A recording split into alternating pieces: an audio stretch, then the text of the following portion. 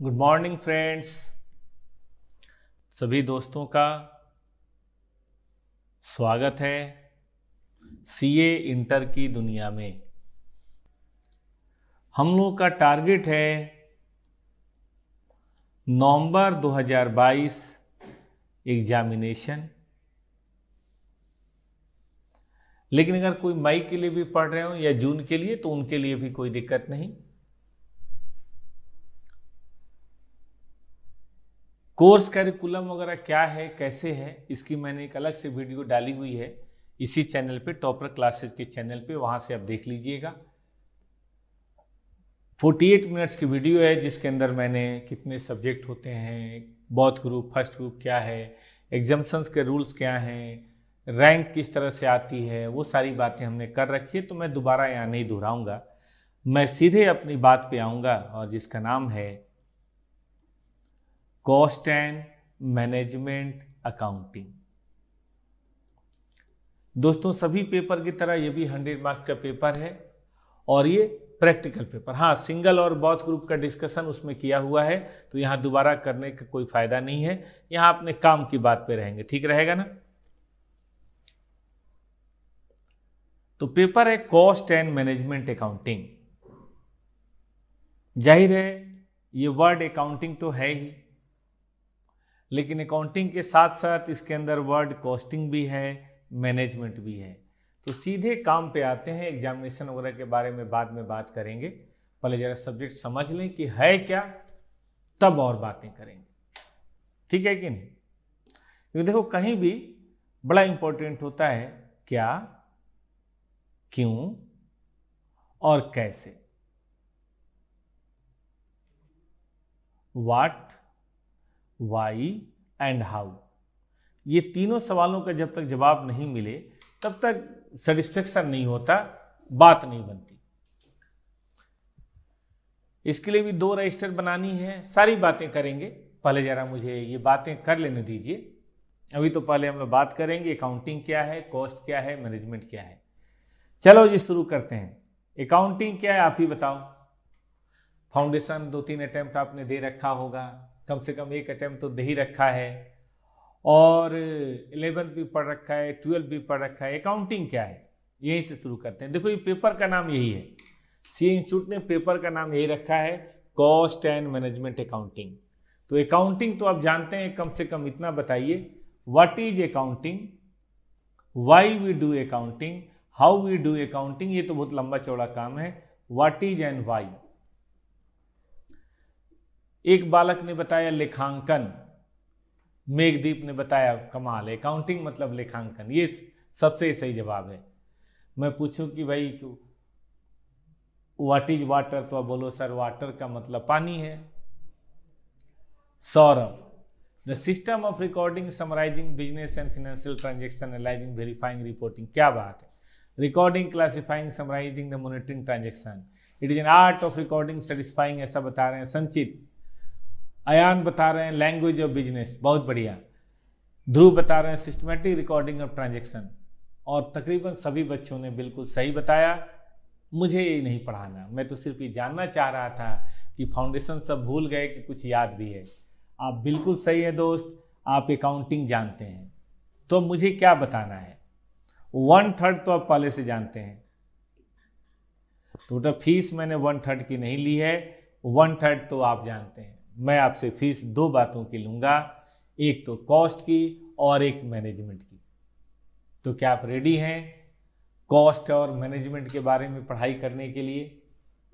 क्योंकि यही मुझे पढ़ाना है। अकाउंटिंग आप पहले से जानते हैं, ठीक है भाई। दूध, पानी, चीनी पहले से आपके पास है। मैं चाय पत्ती दे दूं तो चाय नहीं बन जाएगी? तो चलिए शुरू करते हैं। व्हाट इज कॉस्ट या कॉस्ट अकाउंटिंग। एक छोटी सी कहानी मैंने आपके लिए बनाई, एक छोटी सी डिफिनेशन मैंने आपके लिए बनाई है। आप चाहें तो इसे लिख सकते हैं, लेकिन उससे भी जरूरी बात है गैस भी चाहिए। ये सही कहा आपने भाई, आजकल वैसे सोलर से भी बनता है बेटा। तो चलिए, हमारी दुनिया में कॉस्ट का मतलब क्या है, कॉस्टिंग की दुनिया में कॉस्ट का मतलब क्या है, ये एक ऐसा टर्म है जो आपने इकोनॉमिक्स में भी पढ़ा होगा। आप चाहें तो इसे लिख सकते हैं, वो ऑप्शनल है, लेकिन समझना कंपलसरी है। कॉस्ट का मतलब है कंजम्पशन ऑफ इकोनॉमिक रिसोर्सेज। क्या? कंजम्पशन मतलब उपभोग, किस चीज का? कंजम्पशन ऑफ इकोनॉमिक रिसोर्सेस, किस बात के लिए? For production of goods and rendering of services. Consumption तो आप जानते हैं, आपके घर में बेटा दूध आता है, आता है, आलू गोभी, दाल चावल, दवा दारू, सब आता ही होगा बेटा। देखो बेटा, ये जो दूध है ना, चीनी है ना, चाय पत्ती है ना, ये गैस है ना, जानते हो क्या है? इकोनॉमिक रिसोर्स है, जिसका आप कंजम्पशन यानी कि उपभोग करते हो। किस बात के लिए? फॉर प्रोडक्शन ऑफ गरम गरम चाय, ठीक है कि नहीं? चाय बनाने के लिए। बहुत बढ़िया। अच्छा, मान लो मैगी बनाना हो तो क्या क्या चाहिए? वेज मैगी बनाने के लिए थोड़ा ज्ञान वर्धन करें मेरा, क्योंकि जो वेज मैगी बना सकता है फिर वो कल मारुति कार और बोइंग जेट भी बना सकता है तो सब प्रोडक्शन ही। सर पानी चाहिए, सही, एकदम जड़ से शुरू किया आपने। मैगी चाहिए और गैस चाहिए, और कुछ नहीं चाहिए? 2 मिनट चाहिए? नहीं, ज़्यादा चाहिए। भूख भी चाहिए, वेजिटेबल चाहिए, थोड़े बहुत मसाले या तेल वगैरह भी चाहिए, ठीक है ना? सॉसेज चाहिए। चलो अच्छी बात है। तो देखो ये सब क्या है? ये इकोनॉमिक रिसोर्सेज है, जिसका कंजम्पशन होगा तो बनेगा एक बढ़िया सा नाश्ता, है ना? और फिर आप सभी दोस्त मिलकर चट कर जाएंगे। अगर आप 3 दोस्त हैं और 3 लोगों को खाना है तो कितनी मैगी चाहिए कि आपका पेट भर जाए? 3 दोस्तों को कितनी मैगी चाहिए? 6 मैगी? 20 मैगी? हे भगवान, इतने भुक्खड़ हैं तो आपस में। तो भैया ये तो हो गया इकोनॉमिक रिसोर्स। अब जरा बदलते हैं बेटा, बदलते हैं। अब हम चाय नहीं बना रहे, चाय नाश्ता बहुत हो गया। हम बना रहे हैं बेटा, ध्यान से देखिए, चलो जी, ब्लेजर बनाना है या आपका टी शर्ट बनाना है, ठीक है? क्या गुड्स है? T shirt. टी शर्ट बनाने में कौन सी इकोनॉमिक रिसोर्स चाहिए? कपड़ा चाहिए, बहुत बढ़िया। और क्या चाहिए भाई? धागा चाहिए, वर्कर चाहिए बनाने वाला, बहुत सारी मशीनें चाहिए, है ना? Stitching machine, cutting machine. तो ये सब मिलके जब कंज्यूमशन होगा तब जाके बनेगा प्यारा सा टी शर्ट, ठीक है?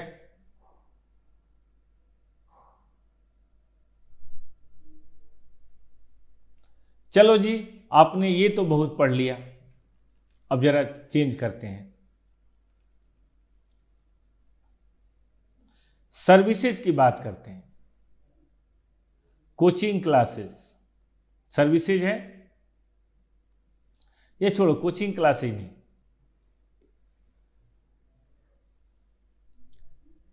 अवनी गुप्ता और क्या नाम है इनका, ईसा बिमानी, बहुत सारे बच्चे हैं बेटा। कभी ब्यूटी पार्लर गए हो? जैसे ही ब्यूटी पार्लर में एक सर्विसेज होती है, चलो बाल काट देना, इधर क्या बोलते हैं, ये कौन सा इसको बोलते हैं यार, क्या करना, आईब्रो बनाना, ठीक है कि नहीं? ये बढ़िया से पेंट लगाना, पॉलिश करना, हजामत करना, जो भी है बेटा, इसके लिए कुछ रिसोर्सेज की जरूरत पड़ती है। ब्यूटी पार्लर वाले जो अपनी सर्विसेज 1 2 3 4 5 10 सर्विसेज देते हैं, उसमें कुछ बेटा जरूरत पड़ती है क्या? क्या जरूरत पड़ती है? गर्ल्स बताएंगे, क्योंकि ब्यूटी पार्लर में बॉय तो कभी गए नहीं होंगे बेचारे। मेरे ख्याल से एक तो ट्रेंड वर्कर चाहिए जो कर सके, वरना पता चला कि कुछ क्या कुछ कर दिया। सोनम बता रही कॉस्मेटिक्स के बहुत सारे मेकअप के किट चाहिए, मेकअप के लिए पाउडर, क्रीम, है ना, बहुत सारे ऐसी चीजें चाहिए। एक जगह भी होनी चाहिए, रोड पे तो देखो ब्यूटी पार्लर चलेगा नहीं। बेटा ये सब लगते हैं तब प्रोडक्ट बनता है सर्विसेज, फेशियल या आईब्रो या क्या बोलते हैं वैक्स या जो भी हो, वैक्सिंग, ब्लीचिंग, इस तरह की बहुत सारी चीजें होती हैं। तो उम्मीद है आप सभी बच्चों ने कॉस्ट के मतलब को समझ लिया। जनरली ये देखा गया है जिसमें कॉस्ट या तो मटेरियल या लेबर ज्यादा लगे उसकी सेल प्राइस भी ज्यादा होती है, और जिसमें कम लगे उसमें सेल प्राइस भी कम होती है। ठीक है, ये बात ध्यान रहेगा बच्चों को। मर्द की कोई इज्जत नहीं, इसी का नाम दुनिया है भगवान। सर कॉस्ट स्कोरिंग है क्या? बेटा कॉस्ट में स्कोरिंग का ये हाल है कि बच्चों के 100 नंबर तक आ जाते हैं बेटा, बस यही, कुछ खास नहीं है स्कोरिंग। 100 में 100 आ जाता है, 99-98 तो जिसको देखो वही लेके घूम रहा होता है। तो यही है बस, ज्यादा तो चाहिए नहीं। ठीक है कि ना? और तो मेरे ख्याल से कुछ चाहिए नहीं। हाँ, कभी मैंने 110, 115 तो सुना नहीं है। तो चलिए, क्या मैं ये मान सकता हूं कि आप बच्चे इकोनॉमिक रिसोर्सेज को समझ गए? चाहे गुड्स का प्रोडक्शन करना हो, चाहे वो कार बनाना हो, चाहे नाश्ता बनाना हो, चाहे स्वेटर बनाना हो, और सर्विसेज, चाहे ब्यूटी पार्लर की सर्विसेज हो, चाहे कोचिंग क्लासेस की सर्विसेज हो, चाहे सीए की सर्विसेज हो, चाहे लॉयर की सर्विसेज हो या सैलून की सर्विसेज हो, इन दोनों के लिए जिन इकोनॉमिक रिसोर्सेज का कंजम्पशन होता है उसको बोलते हैं कॉस्ट। लेकिन इकोनॉमिक रिसोर्सेज का कंजम्पशन होना चाहिए। जैसे मान लीजिए फिक्स्ड एसेट खरीदा और 10 साल तक चलेगा तो उसका केवल डिप्रिसिएशन कॉस्ट माना जाएगा, टोटल फिक्स्ड एसेट कॉस्ट नहीं माना जाएगा। तो बोलिए आगे बढ़ सकते हैं, क्योंकि जहां है कॉस्ट वहीं है कॉस्टिंग, अगर कॉस्ट नहीं तो कॉस्टिंग नहीं। चलें दोस्त आगे, चलिए फिर आगे चलते हैं। दूसरी बात आपके सामने लेके आ रहे हैं बेटा, व्हाट इज कॉस्टिंग। आप लोगों को दिख रहा है, आप चाहें तो इसे नोट भी कर सकते हैं, लेकिन पूरी तरह आपकी मर्जी है।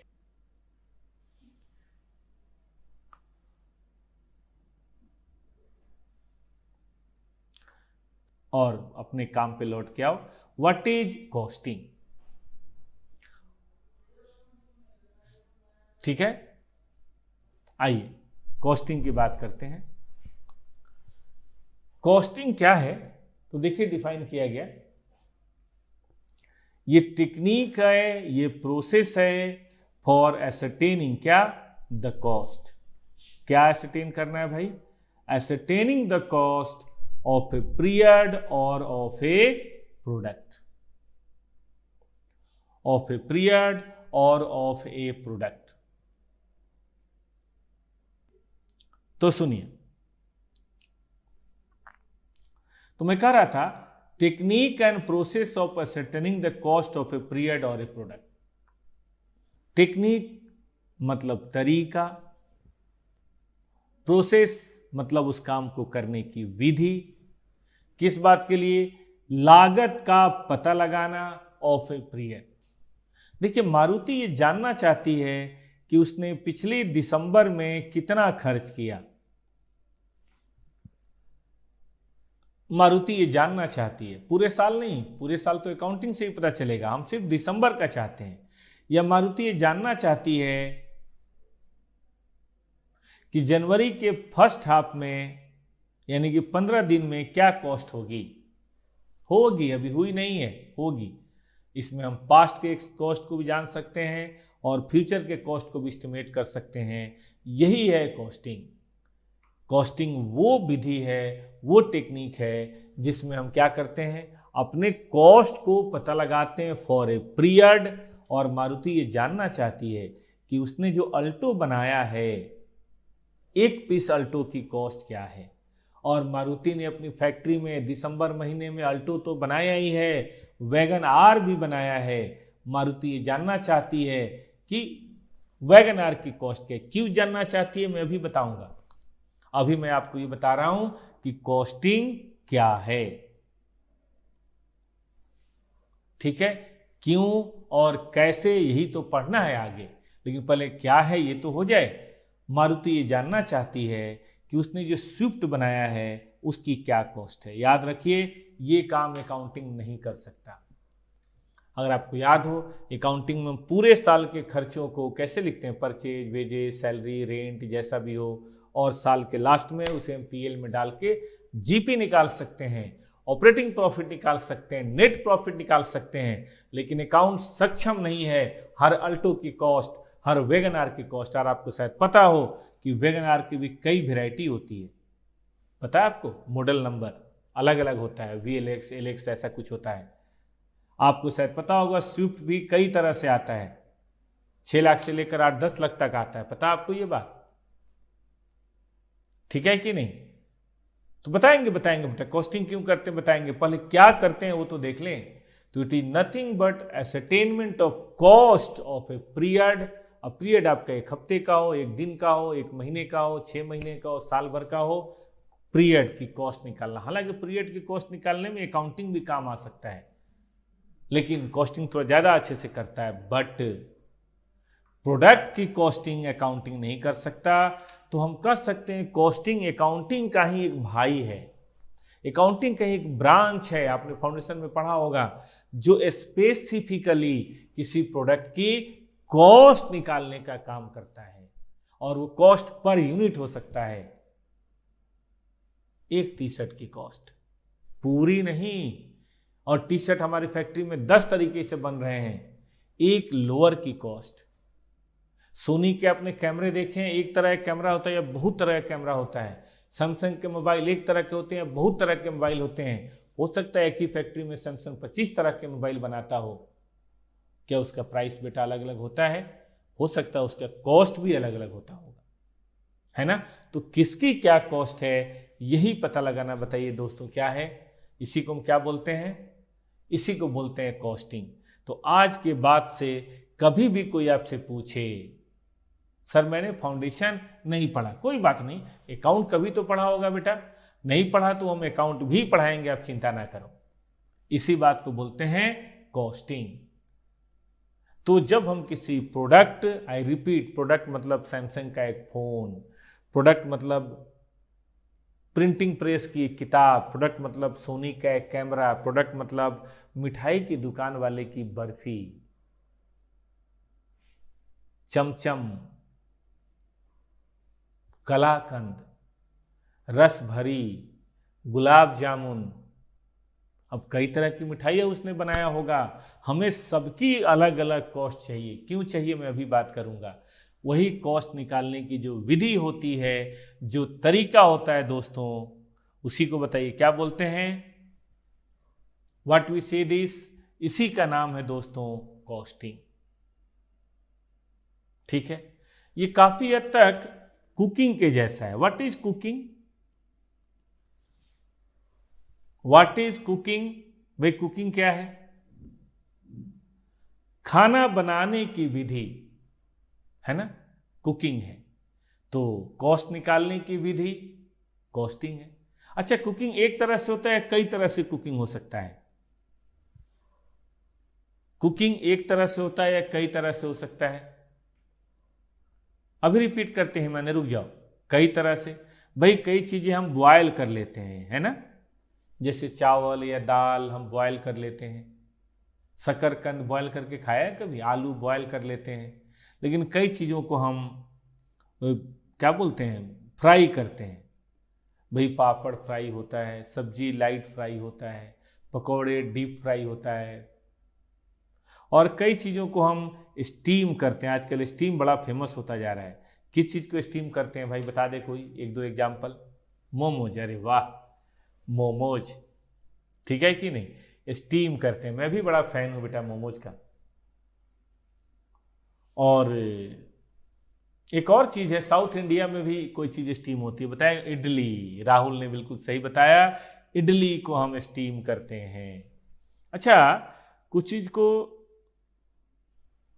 बेक करते हैं, बेक। बेक क्या क्या होता है भाई? केक होता है बेक, पिज्जा नहीं, पिज्जा भी तो बेक ही होता है यार। तो ये चीजें बेक होती हैं। इसी तरह से बहुत सारी चीजें रोस्ट होती हैं, रोस्टिंग, जैसे भुट्टा, क्या बोलते हैं उसको, स्वीट कॉर्न का जो होता है ना भुट्टा, वो बेस्ट होता है और रोस्ट होता है। चिकन टिक्का, अरे वाह मजा आ गया बेटा, चिकन टिक्का, पनीर टिक्का। तो ये सब चीजें उसी तरह से कॉस्टिंग की बहुत सारी टेक्निक्स हम लोग पढ़ेंगे। Joint costing, process costing, contract costing, job costing, batch costing, unit costing, ठीक है ना। हमारे यहाँ भी चीजों को जोड़ने का, कॉस्ट को निकालने का अलग अलग तरीका है, और उन्हीं अलग अलग तरीकों का नाम बताइए क्या है। कॉस्ट निकालने की कई सारी विधियां हैं। आपने देखा होगा अकाउंटिंग में प्रॉफिट निकालने का कई सारा तरीका है। एनपीयू में अलग से निकलता है इनकम एक्सपेंडिचर, कंसाइनमेंट का अलग ही बाजार है, नॉर्मल प्रोप्राइटर का अलग बाजार है, पार्टनरशिप का अलग बाजार है, कंपनी हम लोग पढ़ेंगे अलग बाजार है। तो निकलना तो प्रॉफिट लॉस है, लेकिन कई तरीके से हम निकालते हैं प्रॉफिट लॉस। उसी तरह से कॉस्ट को निकालने की बहुत सारी विधियां हैं, बहुत सारे तरीका हैं, और इन्हीं का नाम है बताइए क्या, कॉस्टिंग। तो आज के बाद से कभी भी कोई बोले कि व्हाट इज कॉस्टिंग, तो दोस्त आप बता सकते हैं, costing is the technique and process of ascertainment of cost of a period और ए प्रोडक्ट। आप कहेंगे सर कुकिंग बीच में कहां से टपका दिया? बेटा कुकिंग भी एक तरह से फैक्ट्री ही तो है। आपका किचन, अगर आप समझना चाहते हैं कॉस्टिंग, तो बेटा आज अपने किचन में थोड़ा सा समय दीजिए। बॉय तो देते ही हैं, डियर गर्ल्स प्लीज आप लोग भी थोड़ा टाइम दीजिए। खाना बनाने का ठेका मर्दों ने केवल नहीं ले रखा है, इस बात को समझिए कि भाई गर्ल्स को भी थोड़ा बहुत खाना बनाना चाहिए। पापा की परी का कॉन्सेप्ट अच्छा है, लेकिन इसका मतलब ये कतई नहीं है कि आप किचन का बिल्कुल मुंह ही ना देखें और बेचारे मर्दों पे सब छोड़ दें, ये गलत बात है, ठीक है कि नहीं, आज के लिए भी और बाद के लिए भी। तो ध्यान दीजिए, यहां भी बेटा यही है कि भाई जिस तरह किचन के अंदर गुड्स और का प्रोडक्शन होता है, आपके अंदर सुबह आज पराठे खाए या अच्छा या रोटी सब्जी खाया, आपने दबाया जम के, नाश्ता किया कि नहीं अभी, ठीक बात है कि नहीं, और लंच बनेगा, फिर शाम में हो सकता है कुछ हलवा वलवा भी बने, मैगी वैगी, चाय तो खैर बनेगा ही, और फिर रात में डिनर। ये सब क्या है? ये सब प्रोडक्शन ऑफ गुड्स ही तो है। और अगर प्रोडक्शन ऑफ गुड्स है तो वहां कॉस्ट जरूर लग रही होगी। क्या आपके किचन में कुछ कॉस्ट नहीं लगता बेटा? अगर आप लोग 3-4 लोग हैं, मम्मी पापा और आप, तो मेरे ख्याल से महीने का 5-7 हज़ार राशन का बिल तो आ ही जाता होगा, सही कि गलत? अगर 4-5 आप लोग हैं और रोज आसपास के गुरुद्वारे में नहीं जाते हों, तो 4-5 हज़ार रुपए का राशन का बिल तो आ ही जाता होगा। तो आज आप सीखेंगे कॉस्टिंग के अंदर कि किस तरीके से हम अपने नाश्ते की कॉस्टिंग करें, किस तरीके से हम अपने लंच की कॉस्टिंग करें, किस तरीके से हम अपने मैगी की कॉस्टिंग करें, और किस तरीके से हम अपनी रात के डिनर की कॉस्टिंग कर सकते हैं, चाय की कॉस्टिंग कर सकते हैं, कॉफ़ी की कॉस्टिंग कर सकते हैं। मैं बनाना नहीं सिखा रहा, sorry, it's not cooking classes, it is costing classes. जो बना रहा है उसे बनाने दो, ठीक है? साउंड नहीं आ रहा बेटा? साउंड नहीं है? जो बना रहा है उसे बनाने दो। मैं क्या बता रहा हूं कि जो बना है उसकी कॉस्ट कैसे निकालेंगे, ये हमारी ड्यूटी है। याद रहेगा बच्चों को कि how to calculate the cost of the goods produced, this is our main emphasis, ये हमारा मेन काम है। ओके?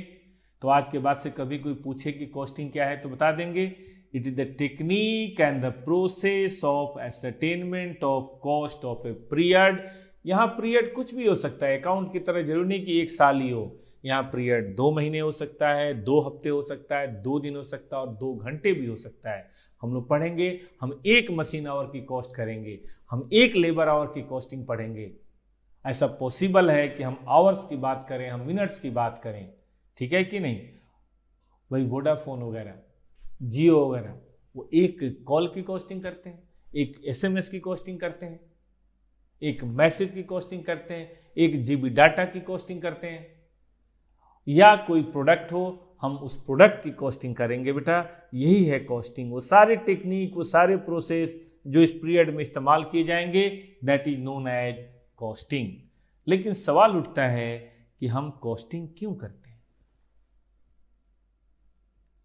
किसी को पता हम क्लोरोमिंट क्यों खाते हैं? हम क्लोरोमिंट क्यों खाते हैं बताइए? हम मेंटोस क्यों खाते हैं?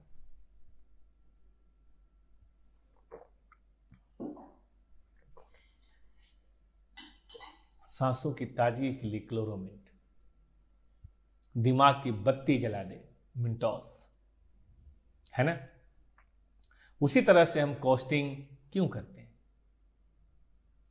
कॉस्टिंग का क्या ऑब्जेक्टिव है? जरूर कुछ ना कुछ कॉस्टिंग का काम होगा।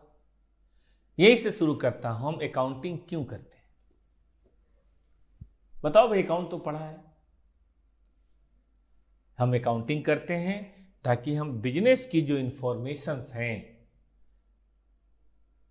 बिजनेस में इंटरेस्टेड पार्टीज के पास पहुंचा सकें। सही बात है ना। हम फिनेंशियल इंफॉर्मेशन, मतलब बिजनेस की जो वस्तु स्थिति है, बिजनेस का जो परफॉर्मेंस है, बिजनेस की जो पोजीशन है, वो हम कम्युनिकेट कर सकें to the different users who are interested या having a stake in the business. May be the share holder, may be the government, may be the creditors, may be the loan providers, may be the consumers. इसी बात के लिए accounting करते हैं। तो हम costing क्यों करते हैं यार? जब अकाउंटिंग कर ही रहे हैं तो कॉस्टिंग क्यों? मुझे एक बात बताओ, मैं जब चाय पी ही रहा हूं तो मुझे ओरियो बिस्किट क्यों चाहिए? मारिया गोल्ड क्यों चाहिए? ठीक है कि नहीं? यही वाली बात बेटा यहां भी है कि कुछ ना कुछ पर्पज तो जरूर होगा, वरना ये कॉस्टिंग नहीं होता। तो देखिए, कॉस्टिंग के कुछ ऑब्जेक्टिव्स हैं स्वाद के लिए। हमारे यहां भी कुछ ना कुछ ऑब्जेक्टिव जरूर है, वरना ऐसी बात नहीं होती। ठीक है, जरा ध्यान दो। सबसे पहला, हम कॉस्ट का डिटर्मिनेशन इसलिए करते हैं ताकि हम कॉस्ट पता करें। लेकिन कॉस्ट पता ही क्यों करें? कॉस्ट पता करते हैं सेलिंग प्राइस पता करने के लिए या प्रॉफिटेबिलिटी पता करने के लिए। हम कॉस्ट इसलिए पता करते हैं ताकि हम सही सेल प्राइस निकाल सकें। देखो आजकल जानते हो क्या सिचुएशन है बेटा? आजकल बिजनेस है कॉम्पिटिटिव। क्या आपको लगता है कि हीरो वाले अपने बाइक किसी भी प्राइस पे बेच सकते हैं? एक बाइक बना रहे हैं जिसकी कॉस्ट है 50,000, क्या हीरो वाले उस बाइक को किसी भी रेट पे बेटा बेच सकते हैं? 1.5 लाख, 2 लाख? क्यों नहीं बेच सकते? वो उसको किसी भी रेट पे बेटा क्यों नहीं बेच सकते हैं बताइए? कंपटीशन बहुत है। बगल में ही होंडा का शोरूम है, बगल में ही बजाज का शोरूम है, पीछे में टीवीएस भी खुला हुआ है, और अब नए नए बैटरी वाले स्कूटर भी टपक रहे हैं। ठीक है कि नहीं? अगर आप बहुत ज़्यादा मार्केट में अपना दाम बढ़ा देंगे, you will be out from the market. क्योंकि लोग आजकल बहुत चालू हैं, पहले इंटरनेट पे ना फीचर्स और दाम चेक करते हैं और उसी के अनुसार से शोरूम में आते हैं। और कई तो उसके भी आगे हैं बच्चे, 20-25 साल वाले बच्चे, वो तो सब में जाके पहले टेस्ट ड्राइव करते हैं और तब जाके फिर खरीदते हैं। ठीक बात है कि नहीं? तो कहने का मतलब है, कॉस्ट से बहुत ज़्यादा प्रॉफिट पे आप नहीं कर सकते हैं।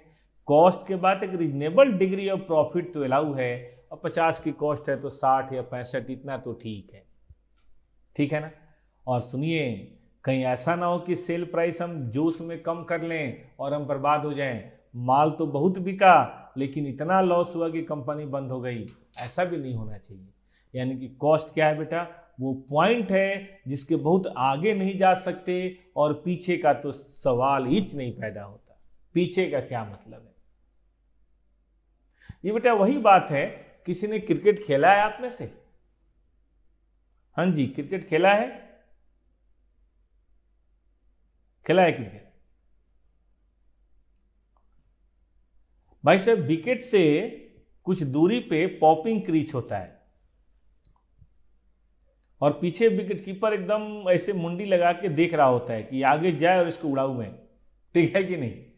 तो इस पॉपिंग क्रीज से बेटा बहुत आगे बढ़ के आप खेलेंगे तो स्टंप आउट हो सकते हैं। सही कह रहा हूं कि नहीं?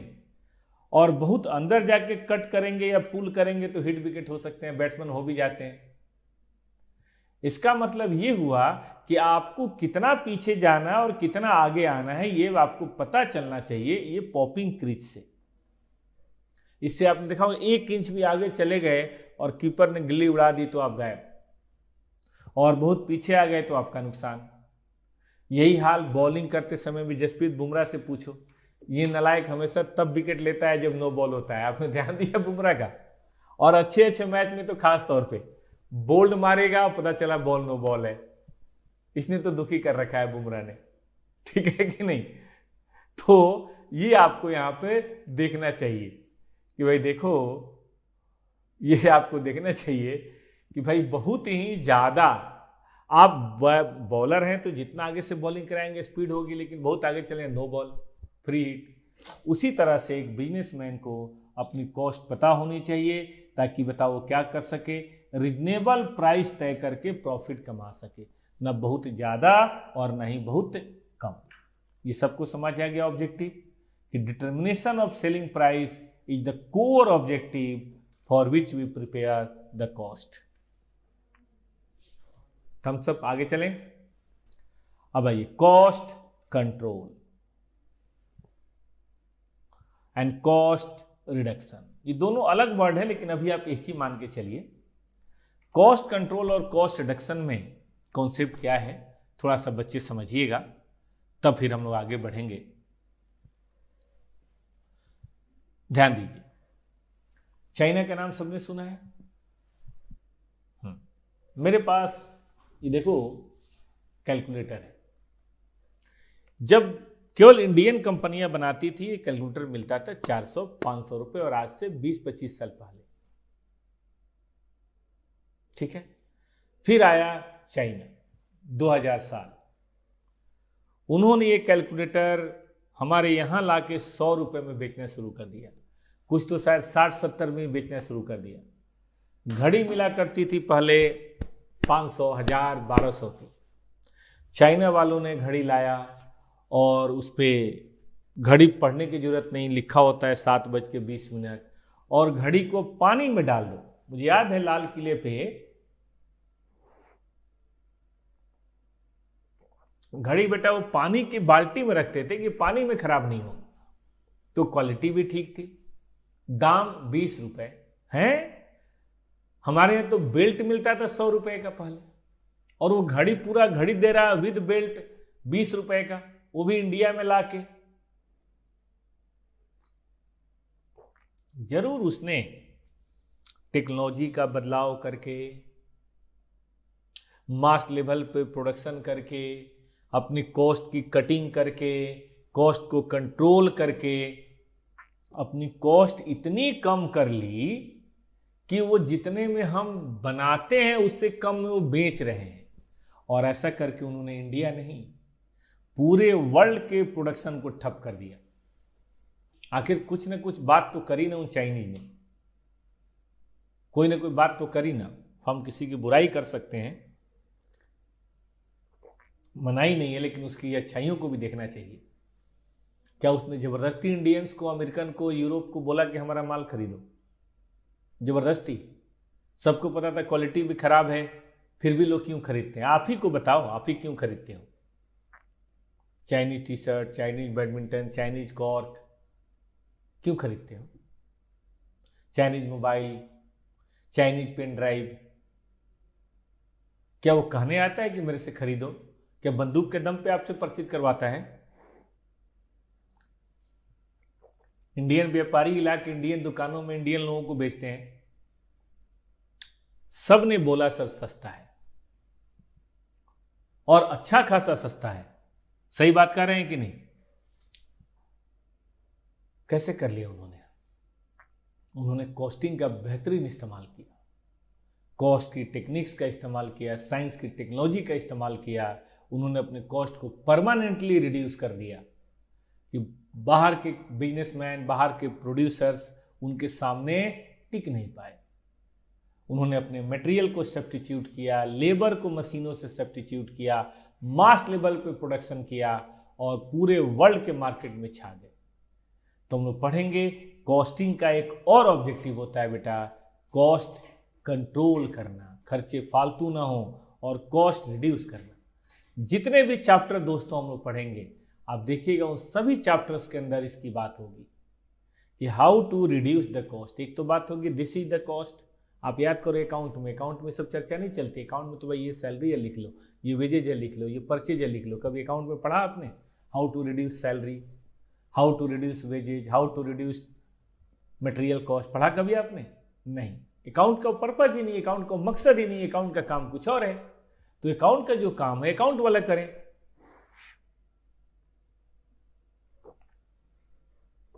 कॉस्टिंग आया और जिसने बताया कि भाई हम कॉस्ट निकालेंगे ही नहीं, हम इसे इतनी अच्छी तरह से एनालिसिस करेंगे, इतना अच्छा ध्यान देंगे कि हम इसकी कमियों को भी पता करेंगे कि भाई हमें कॉस्ट को बहुत गहराई से एनालिसिस करना है। हम कंपनी की कॉस्ट को खूब तरीके से बेटा लिखेंगे, तोड़ तोड़ के लिखेंगे, कितना मटेरियल, कितना लेबर, कितना फैक्ट्री, कितना एडमिनिस्ट्रेशन, कितना सेलिंग। और जब सब हम तोड़ तोड़ के बेटा लिखेंगे, तब हम देखेंगे कि क्या मटेरियल में कुछ बचत हो सकती है, कोई और मटेरियल लगा दें बिना क्वालिटी को खराब किए हुए। क्या लेबर में कुछ बचत हो सकती है, कोई मशीन या कोई प्रोसेस कम कर दें या कोई मशीन बढ़ा दें। क्या पावर यानी कि एनर्जी को कम किया जा सकता है सोलर पावर लगा के या और किसी तरीके से। कैसे भी करके कॉस्ट अगर हमने कम कर लिया तो देखो जो सस्ता खरीदेगा, जो सस्ता बनाएगा वही सस्ता बेच पाएगा। You have to produce cheaper to sell cheaper. तो ये फैक्ट्री के लिए बेटा करोड़ों रुपए का सवाल है। तो एक फैक्ट्री के सक्सेस में कॉस्ट अकाउंटेंट का बहुत बड़ा रोल होता है। कॉस्ट अकाउंटेंट अपने जादू से, अपने ट्रिक से, अपने तरीकों से बताओ क्या करेगा, कॉस्ट को कम करेगा। याद रहेगा। और इसके अलावा हम लोग पढ़ेंगे बहुत तरह के डिसीजंस करने में ये मदद करेगा, बहुत तरह के डिसीजंस करने में ये मदद करेगा। आपको एक एग्जांपल दें बेटा, छोटा सा एग्जांपल दें किस तरह के डिसीजन में मदद करेगा। आओ, ठंडी का महीना आ गया। अब ठंडी के महीने में जूस कम बिकता है, गन्ने का जूस। आपने देखा होगा आपके मोहल्ले में भी सलमान जूस कॉर्नर, एक तरफ सलमान का फोटो, एक तरफ ऐश्वर्या राय का फोटो और बीच में गन्ना। ठीक है कि नहीं, सलमान जूस कॉर्नर। अब सलमान जूस कॉर्नर के जो सलीम भाई हैं वो बड़े परेशान हैं क्योंकि लोग अब जूस पी नहीं रहे।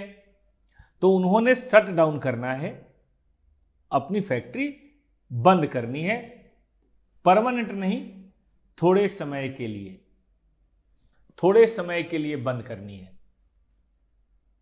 ठीक है, कौन से महीने के लिए? जनवरी फरवरी के लिए, क्योंकि फिर मार्च से तो धंधा चालू हो ही जाता है, होली के बाद से। बस इसमें थोड़ी सी प्रॉब्लम है। ठीक है, अब देखो वो क्या है कि यहां पे रेंट वगैरह है बेटा और स्टाफ है, दो खर्चे हैं। रेंट लेता है 20,000 और स्टाफ को हम देते हैं 10,000। देखो प्रॉब्लम क्या है कि अगर हमने बंद किया, रेंट हमें तब भी देना पड़ेगा। कारण बताओ, कारण बताओ।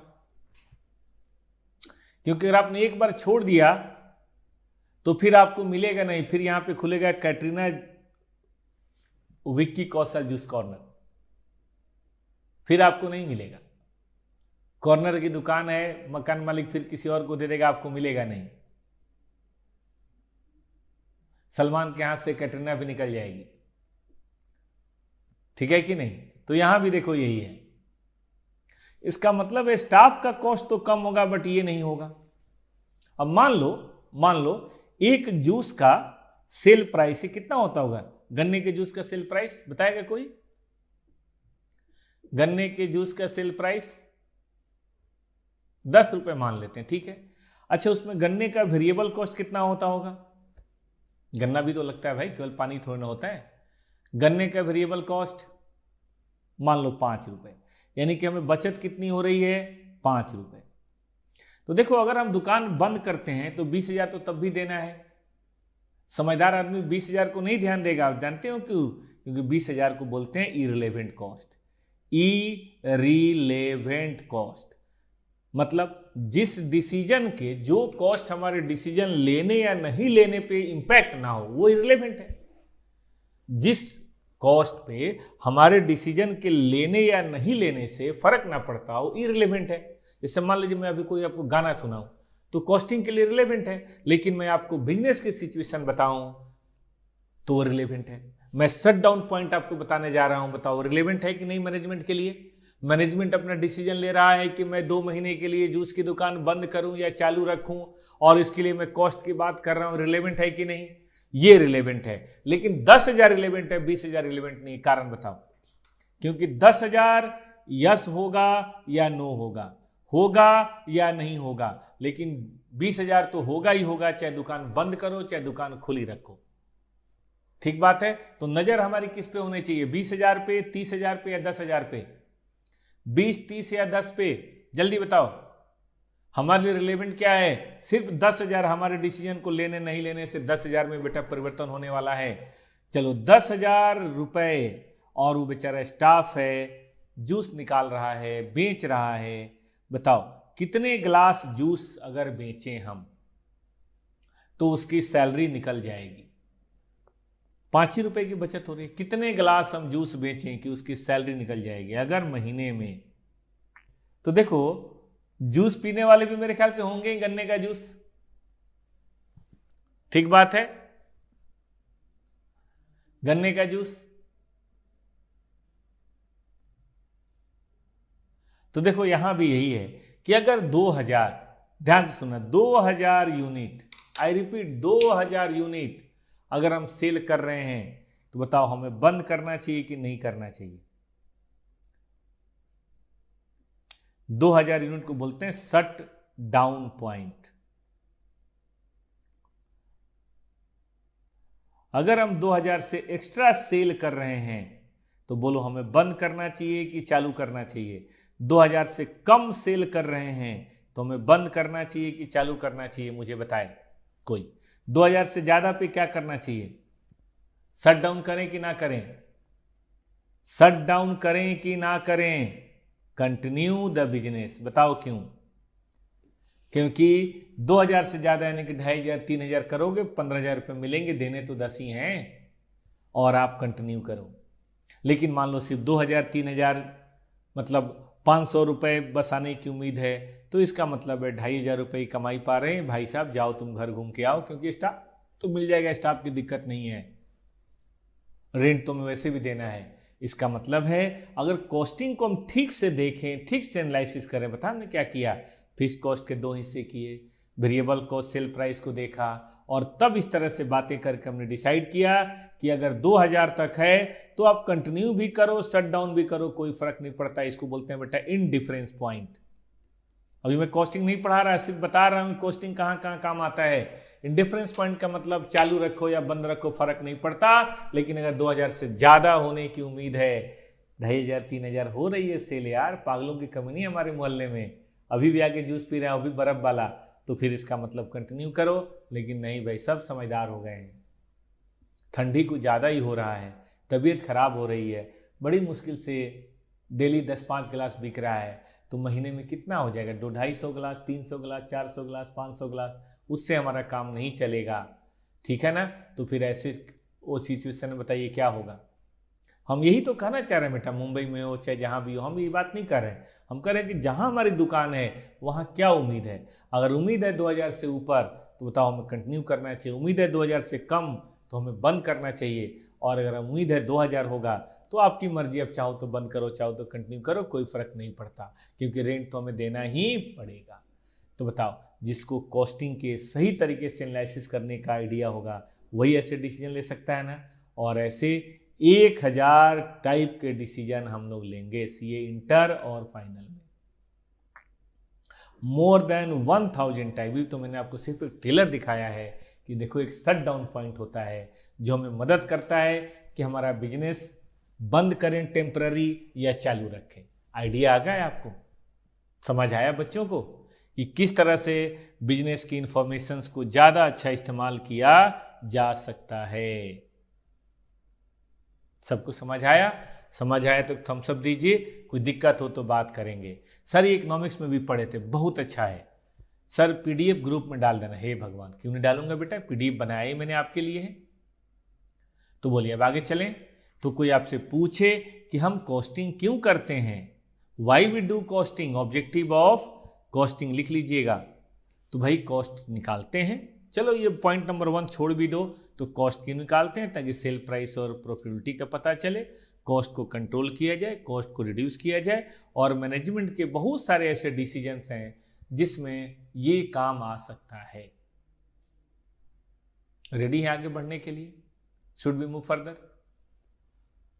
चलिए बेटा, तो आगे चलते हैं दोस्तों और बात करते हैं कि हम जो कॉस्ट करते हैं उसका किस चीज की कॉस्टिंग की जाती है। और जिस चीज की कॉस्टिंग की जाती है बेटा उसको बोलते हैं कॉस्ट ऑब्जेक्ट। कॉस्ट ऑब्जेक्ट कोई भी चीज हो सकती है, वो एक वस्तु हो सकती है, वो एक प्रोसेस हो सकता है, वो एक सर्विस हो सकती है, for which separate measurement of cost is required, जिसके लिए हम अलग से बैठ के कॉस्टिंग करेंगे। यही है मेरा बेटा कॉस्ट ऑब्जेक्टिव। अभी पीडीएफ सेंड कर दूं, पढ़ लो ना, फिर कर दूंगा। जैद भाई ये कर दूंगा, पहले जरा पढ़ लो ना। अभी तो यही देखो ना, अभी तो कुछ करने की जरूरत है नहीं ना, अभी पढ़ने पे ध्यान दो। पक्का बेटा ये आपके लिए बनाया है, मैंने तो पूरा असाइनमेंट डाल दिया है ग्रुप में, आपको पता ही होगा। तो ये क्या चीज है? चलिए, कॉस्ट ऑब्जेक्टिव मतलब कोई भी ऐसी चीज जिसके लिए सेपरेट कॉस्टिंग करते हैं, बताइए वो क्या है? वो है हमारा कॉस्ट ऑब्जेक्टिव। कुछ एग्जांपल दें। अभी मैंने आपसे बताया था बहुत सारे स्मार्टफोन होते हैं, बटन वाले भी हैं और एकदम बढ़िया वाले भी हैं। भाई 1000-1500 का भी मेरे ख्याल से फ़ोन मिलता है और 1,00,000-1,50,000 का भी मिलता है। कई तो एक किडनी के बदले में आजकल 1.5-2 किडनी देनी पड़ रही है, तब जाके आईफोन मिल रहा है। Tablet, computer, car, book, furniture, चाय, कैलकुलेटर, कपड़े, ये सब क्या है? प्रोडक्ट है। सर्विसेज, दिल्ली से गोवा, ठीक है, मुंबई बेकार है बट दिल्ली से गोवा ये सही एग्जांपल है। दिल्ली से बैंकॉक, दिल्ली से सिटी ऑफ लव पेरिस, ठीक है। चार्टर्ड अकाउंटेंट बेटा ऑडिट करते हैं, पता है आपको? Concurrent audit, statutory audit, electricity bill payment की फैसिलिटी थ्रू पेटीएम, पेटीएम, ठीक है ना, पेटीएम भी तो सर्विस ही है। ये सब चीजें बताओ क्या है? ये सब चीजें सर्विस है। अभी सैलून की बात करी थी हमने, ठीक है ना, कटोरा कट काट दो, आर्मी कट काट दो, पूरा गंजा कर दो। आगे आओ, प्रोजेक्ट, भाई कोई ना कोई तो मेट्रो का रेल बनाता ही होगा, कोई ना कोई गंगा नहर रोड बनाता होगा, कोई ना कोई दिल्ली मेरठ रैपिड रेल बना रहा होगा, वो भी उसके लिए बेटा प्रोडक्ट ही है। ठेकेदार के लिए, ठेकेदार के लिए वो फ्लाईओवर, वो रोड, वो मेट्रो, वो बिल्डिंग, बताओ सब क्या है? वो प्रोडक्ट ही है ठेकेदार के लिए, उनका वही काम है। एक्टिविटी, भाई गुड्स को इंस्पेक्ट करना। आपने देखा हो आजकल जो भी मोबाइल वगैरह खरीदते होंगे तो उस पर एक स्टिकर लगा होता होगा, ओके, ऐसा देखा आजकल तो सेव नारंगी पे भी लगा देते हैं। बताओ, स्टिकर का मतलब उन्होंने चेक किया है कि भाई ये ठीक है कि नहीं है ना। ऑर्डर प्लेस करना, जोमोटो पे हमने ऑर्डर प्लेस किया, जोमोटो का काम क्या? ऑर्डर लेके कुरियर को क्या बोलते हैं, रेस्टोरेंट को दे देना, यही काम है उनका। प्रोसेस, भाई रिफाइनरी में मैंने काम किया था, एक समय था बेटा जब मैं सीए बना था 97 की बात है, तो मैं तेल बेचता था। मैं सुबह सुबह फैक्ट्री जाता था बरौनी रिफाइनरी में, और मेरा काम था तेल बेचना, क्योंकि मेरी फैक्ट्री बनाती ही तेल थी, डीजल, पेट्रोल, कैरोसिन। तो मैं वहाँ क्या करता, मैं तेल बेचता था। मुझे बड़ा बुरा लगता था कि भाई सीए बन के तेल बेच रहे हैं। पुरानी कहावत थी कि भाई पढ़े फारसी बेचे तेल, तो मुझे लगा वही भाई मैं सीए बन के तेल बेच रहा हूँ। बल्कि हमारे जो मेन मैनेजर है उन्होंने कहा भी कि आज से हमारे जीवन का एक ही उद्देश्य है, तेल बेचना। मैंने कहा नहीं बेचना मुझे तेल यार। लेकिन बताओ अब इंडियन ऑयल में और क्या होगा, तेल ही बेचा जाएगा। हम लोग रोज़ सुबह 5-6 करोड़ का तेल बेचते थे। तो देखो जो refinement of crude oil in refinery process है, आपको पता होगा तेल एकदम से नहीं बनता, धीरे धीरे। इसी तरह से रोलिंग मिल वगैरह के अंदर लोहा का सरिया बनाना, या कभी किसी ने गोल्ड ज्वेलरी बनते हुए देखा है? गोल्ड ज्वेलरी कैसे गोल्ड इधर डालते हैं तो ज्वेलरी बन के बाहर आ जाती है, या प्रोसेस होता है। छोटे छोटे रिंग बनाते हैं, छल्ले बनाते हैं, फिर उसको जोड़ते हैं, फिर जोड़ते हैं, फिर जोड़ते हैं, तब जाके ज्वेलरी बनती है। अरे छोड़ो जी सीए बनाना टॉपर्स, हमारे पास रॉ मटेरियल पता है कौन से आते हैं? अंडे आते हैं 12 वाले, फाउंडेशन में बनते हैं चूजे। फिर आप सीए इंटर में फिर थोड़ा सा चूजों को खिलाया पिलाया जाता है, और फिर जब वो फाइनल होके पूरे मुर्गे बन के बाहर निकलते हैं पूरे मार्केट में, सीए फाइनल है कि नहीं? तो देखो 12 में अंडे आए, फिर चूजे बने, फिर थोड़े और बड़े हुए, फिर पूरा मुर्गा बन के सीए फाइनल से बाहर। ये प्रोसेस ही तो है, और इस प्रोसेस में टाइम लगता है 4.5 साल। ठीक है कि नहीं?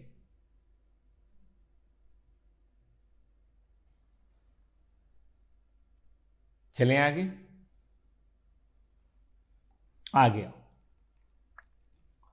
देखो हम कॉस्टिंग करते हैं सेफ्टी डिपार्टमेंट का, अकाउंटिंग डिपार्टमेंट का, फिनांस डिपार्टमेंट, तो सबकी कॉस्टिंग होती है, याद रहेगा। तो एक बार मैं फिर से कहना चाहूंगा, सब लोग लिख लिया सबने? भाई कॉस्ट ऑब्जेक्ट क्या है? Anything for which separate measurement of cost is made, वो हमारा है कॉस्ट ऑब्जेक्ट। अब एक कॉन्सेप्ट आता है कॉस्ट यूनिट, ध्यान दो, पहले पढ़ लो फिर मैं दोनों का डिफरेंस बताऊंगा। It is the unit of product or service or time in relation to which cost may be ascertained or expressed. ध्यान दो, मैं कॉस्टिंग कर रहा हूं फर्नीचर के डिपार्टमेंट का, फर्नीचर की मैं कॉस्टिंग कर रहा हूं, मेरा कॉस्ट ऑब्जेक्ट फर्नीचर है। लेकिन आप सब जानते हैं फर्नीचर की दुकान में फर्नीचर चेयर हो सकता है, फर्नीचर टेबल हो सकता है, फर्नीचर बेड हो सकता है, फर्नीचर ड्रेसिंग टेबल हो सकता है, फर्नीचर डाइनिंग टेबल हो सकता है, फर्नीचर कॉर्नर हो सकता है, फर्नीचर अलमीरा हो सकता है, कई तरह की चीज़ें हो सकती हैं कि नहीं? तो मेरा कॉस्ट ऑब्जेक्ट क्या है? कॉस्ट ऑब्जेक्ट है फर्नीचर, लेकिन कॉस्ट यूनिट्स उसके अंदर अलग अलग है। अब बताओ हम बेड का और चेयर का क्या बराबर कॉस्ट मान लें? या जो चीज़ें इकोनॉमिक रिसोर्स बेड में कंज्यूम हुई है बेड में रखेंगे, और जो चीज़ें चेयर में कंज्यूम हुई है चेयर में रखेंगे, जो चीज़ें ड्रेसिंग टेबल डाइनिंग टेबल में कंज्यूम हुई है डाइनिंग टेबल में रखेंगे, सबका अलग अलग करेंगे ना। तो कॉस्ट यूनिट वो यूनिट ऑफ प्रोडक्ट है। देखो जरा बारीकी में आओ, product is your object, product is your cost object, लेकिन unit is your cost unit. उस प्रोडक्ट का जो कॉस्ट है वो हमें देखना है। और कॉस्ट यूनिट कुछ भी हो सकता है, जनरली फिजिकल मेजरमेंट होता है, number of chairs, weight of rice, area of building 5 square feet, 10 square feet, 1000 square feet, volume, तेल का वॉल्यूम 2 लीटर, 10 लीटर, 20 लीटर, कपड़े का लेंथ, है ना, 2 घंटे मसाज के, ठीक है ना, वैल्यू, अमाउंट में कोई चीज, तो कई तरह की चीजें हम यहां पे कर सकते हैं।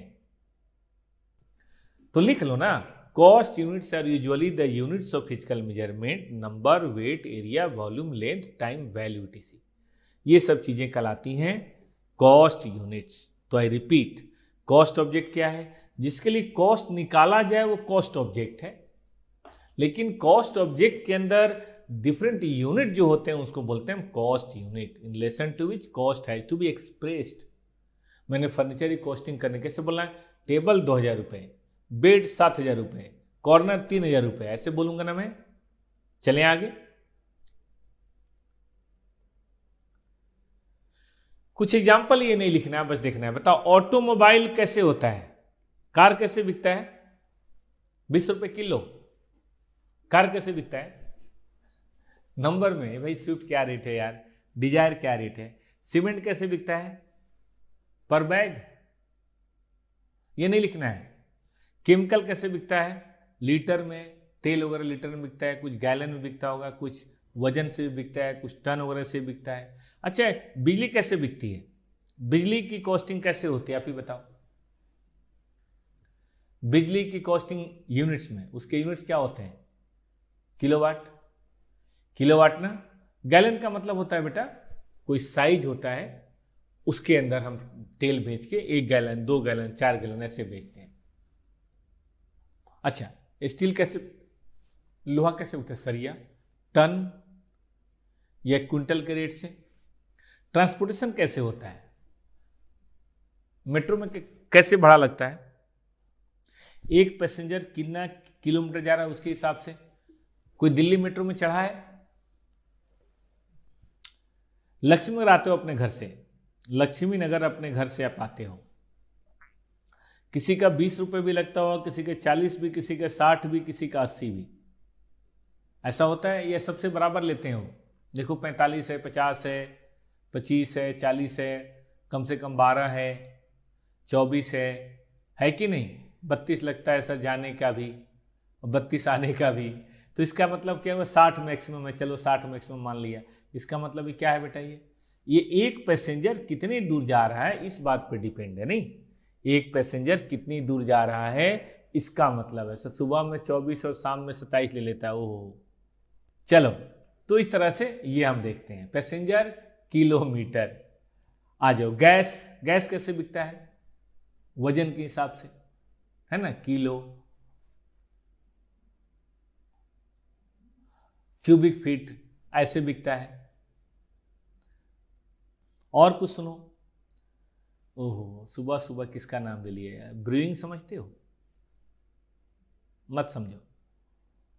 मान लो तुम्हारे घर में मम्मी ने देख लिया तो नाराज हो जाएंगी, क्या पढ़ा रहा है टीचर ये। ब्रूइंग का मतलब दारू बनाना, वो बैरल में बिकता है। बैरल देखा, लकड़ी के बड़े से डब्बे होते हैं, तो उसके हिसाब से बिकता है। देखो जब मैं क्लास करा रहा हूं तो पूरी कोशिश करो मम्मी पापा पास में ना हो। दोस्तों के बीच में कहाँ मम्मी पापा यार, क्योंकि कई बार वो बीच में आ जाते हैं, परेशानी हो जाती है, मैं कुछ बोल नहीं पाता। या ऐसे करो, लीड लगा लो, ठीक है ना, लीड लगा के पढ़ा करो। वैसे तो मैं कुछ फालतू बात नहीं करता, लेकिन देखो कई बार बात मुंह से निकल जाती है, फिर मैं बात में बोलूँ गलती से निकल गई, अच्छा नहीं लगेगा ना। इसीलिए बेटा हेडफोन यूज़ किया करो। और मम्मी जब भी बोलो तो मम्मी को बोलो कि गीता चल रहा है, गीता, ठीक है ना, ऐसे ही बोलो, ठीक है। आ जाओ, तो ब्रिक्स मेकिंग 1000 के हिसाब से ईंट बिकता है, 6000 रुपये, 7000 रुपये, 8000 रुपये, आपको वो पता होगा। चलिए सर लगा रखा है, खुल के बोलिए बेटा, ठीक, थैंक यू। कोल माइनिंग आपको पता होगा, ट्रक पे जो कोल जाता है टन के हिसाब से जाता है। इलेक्ट्रिसिटी अभी बता ही दिए मैंने। इंजीनियरिंग में कोई काम हमें मिला है, कोई कॉन्ट्रैक्ट मिला है, कोई जॉब मिला है। तेल बैरल से बिकता है, आपको पता होगा, कच्चा तेल बैरल से बिकता है, या टन से बिकता है, लीटर से बिकता है। होटल में एक रूम डे, आपको पता है, एक रूम में एक दिन आप रहेंगे तो आपसे पैसे लिए जाएंगे। छोटा मोटा होटल 1000 रुपये लेता है, 5 स्टार होटल 10,000 20,000 रुपये लेता है, जैसे सर्विस है उसके हिसाब से, या एक खाने का उसके हिसाब से बात करता है। सुन रही है मम्मी, नहीं बेटा प्लीज, प्रोफेशनल सर्विसेज बेकार का तुम बुलवा देते हो कुछ भी। चार्जेबल आवर, मैं टीचर हूं, मैं टॉपर से 500 रुपये पर आवर लेता हूं, ठीक है, भजन करने के। मम्मी भी सीए की तैयारी कर रही है, अरे फिर तो कोई दिक्कत ना। चलो आ जाओ भाई। जॉब कॉन्ट्रैक्ट, मैंने एक जॉब लिया है बेटा, आपको सीए बनाऊंगा, यही काम लिया ना मैंने आपसे, एक ठेका। सीए बनाने का मैंने ठेका लिया हुआ है।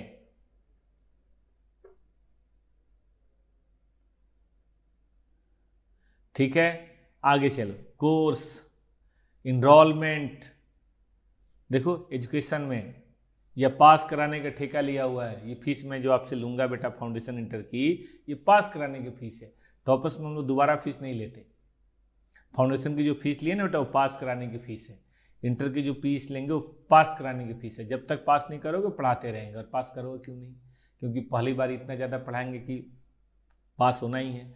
हॉस्पिटल हर विजिट का लेते हैं मेरे ख्याल से, पर विजिट ओपीडी में, लेकिन अगर कोई वहाँ रह जाए तो हर दिन का लेते हैं, हर पेशेंट डे का लेते हैं। सही बात है।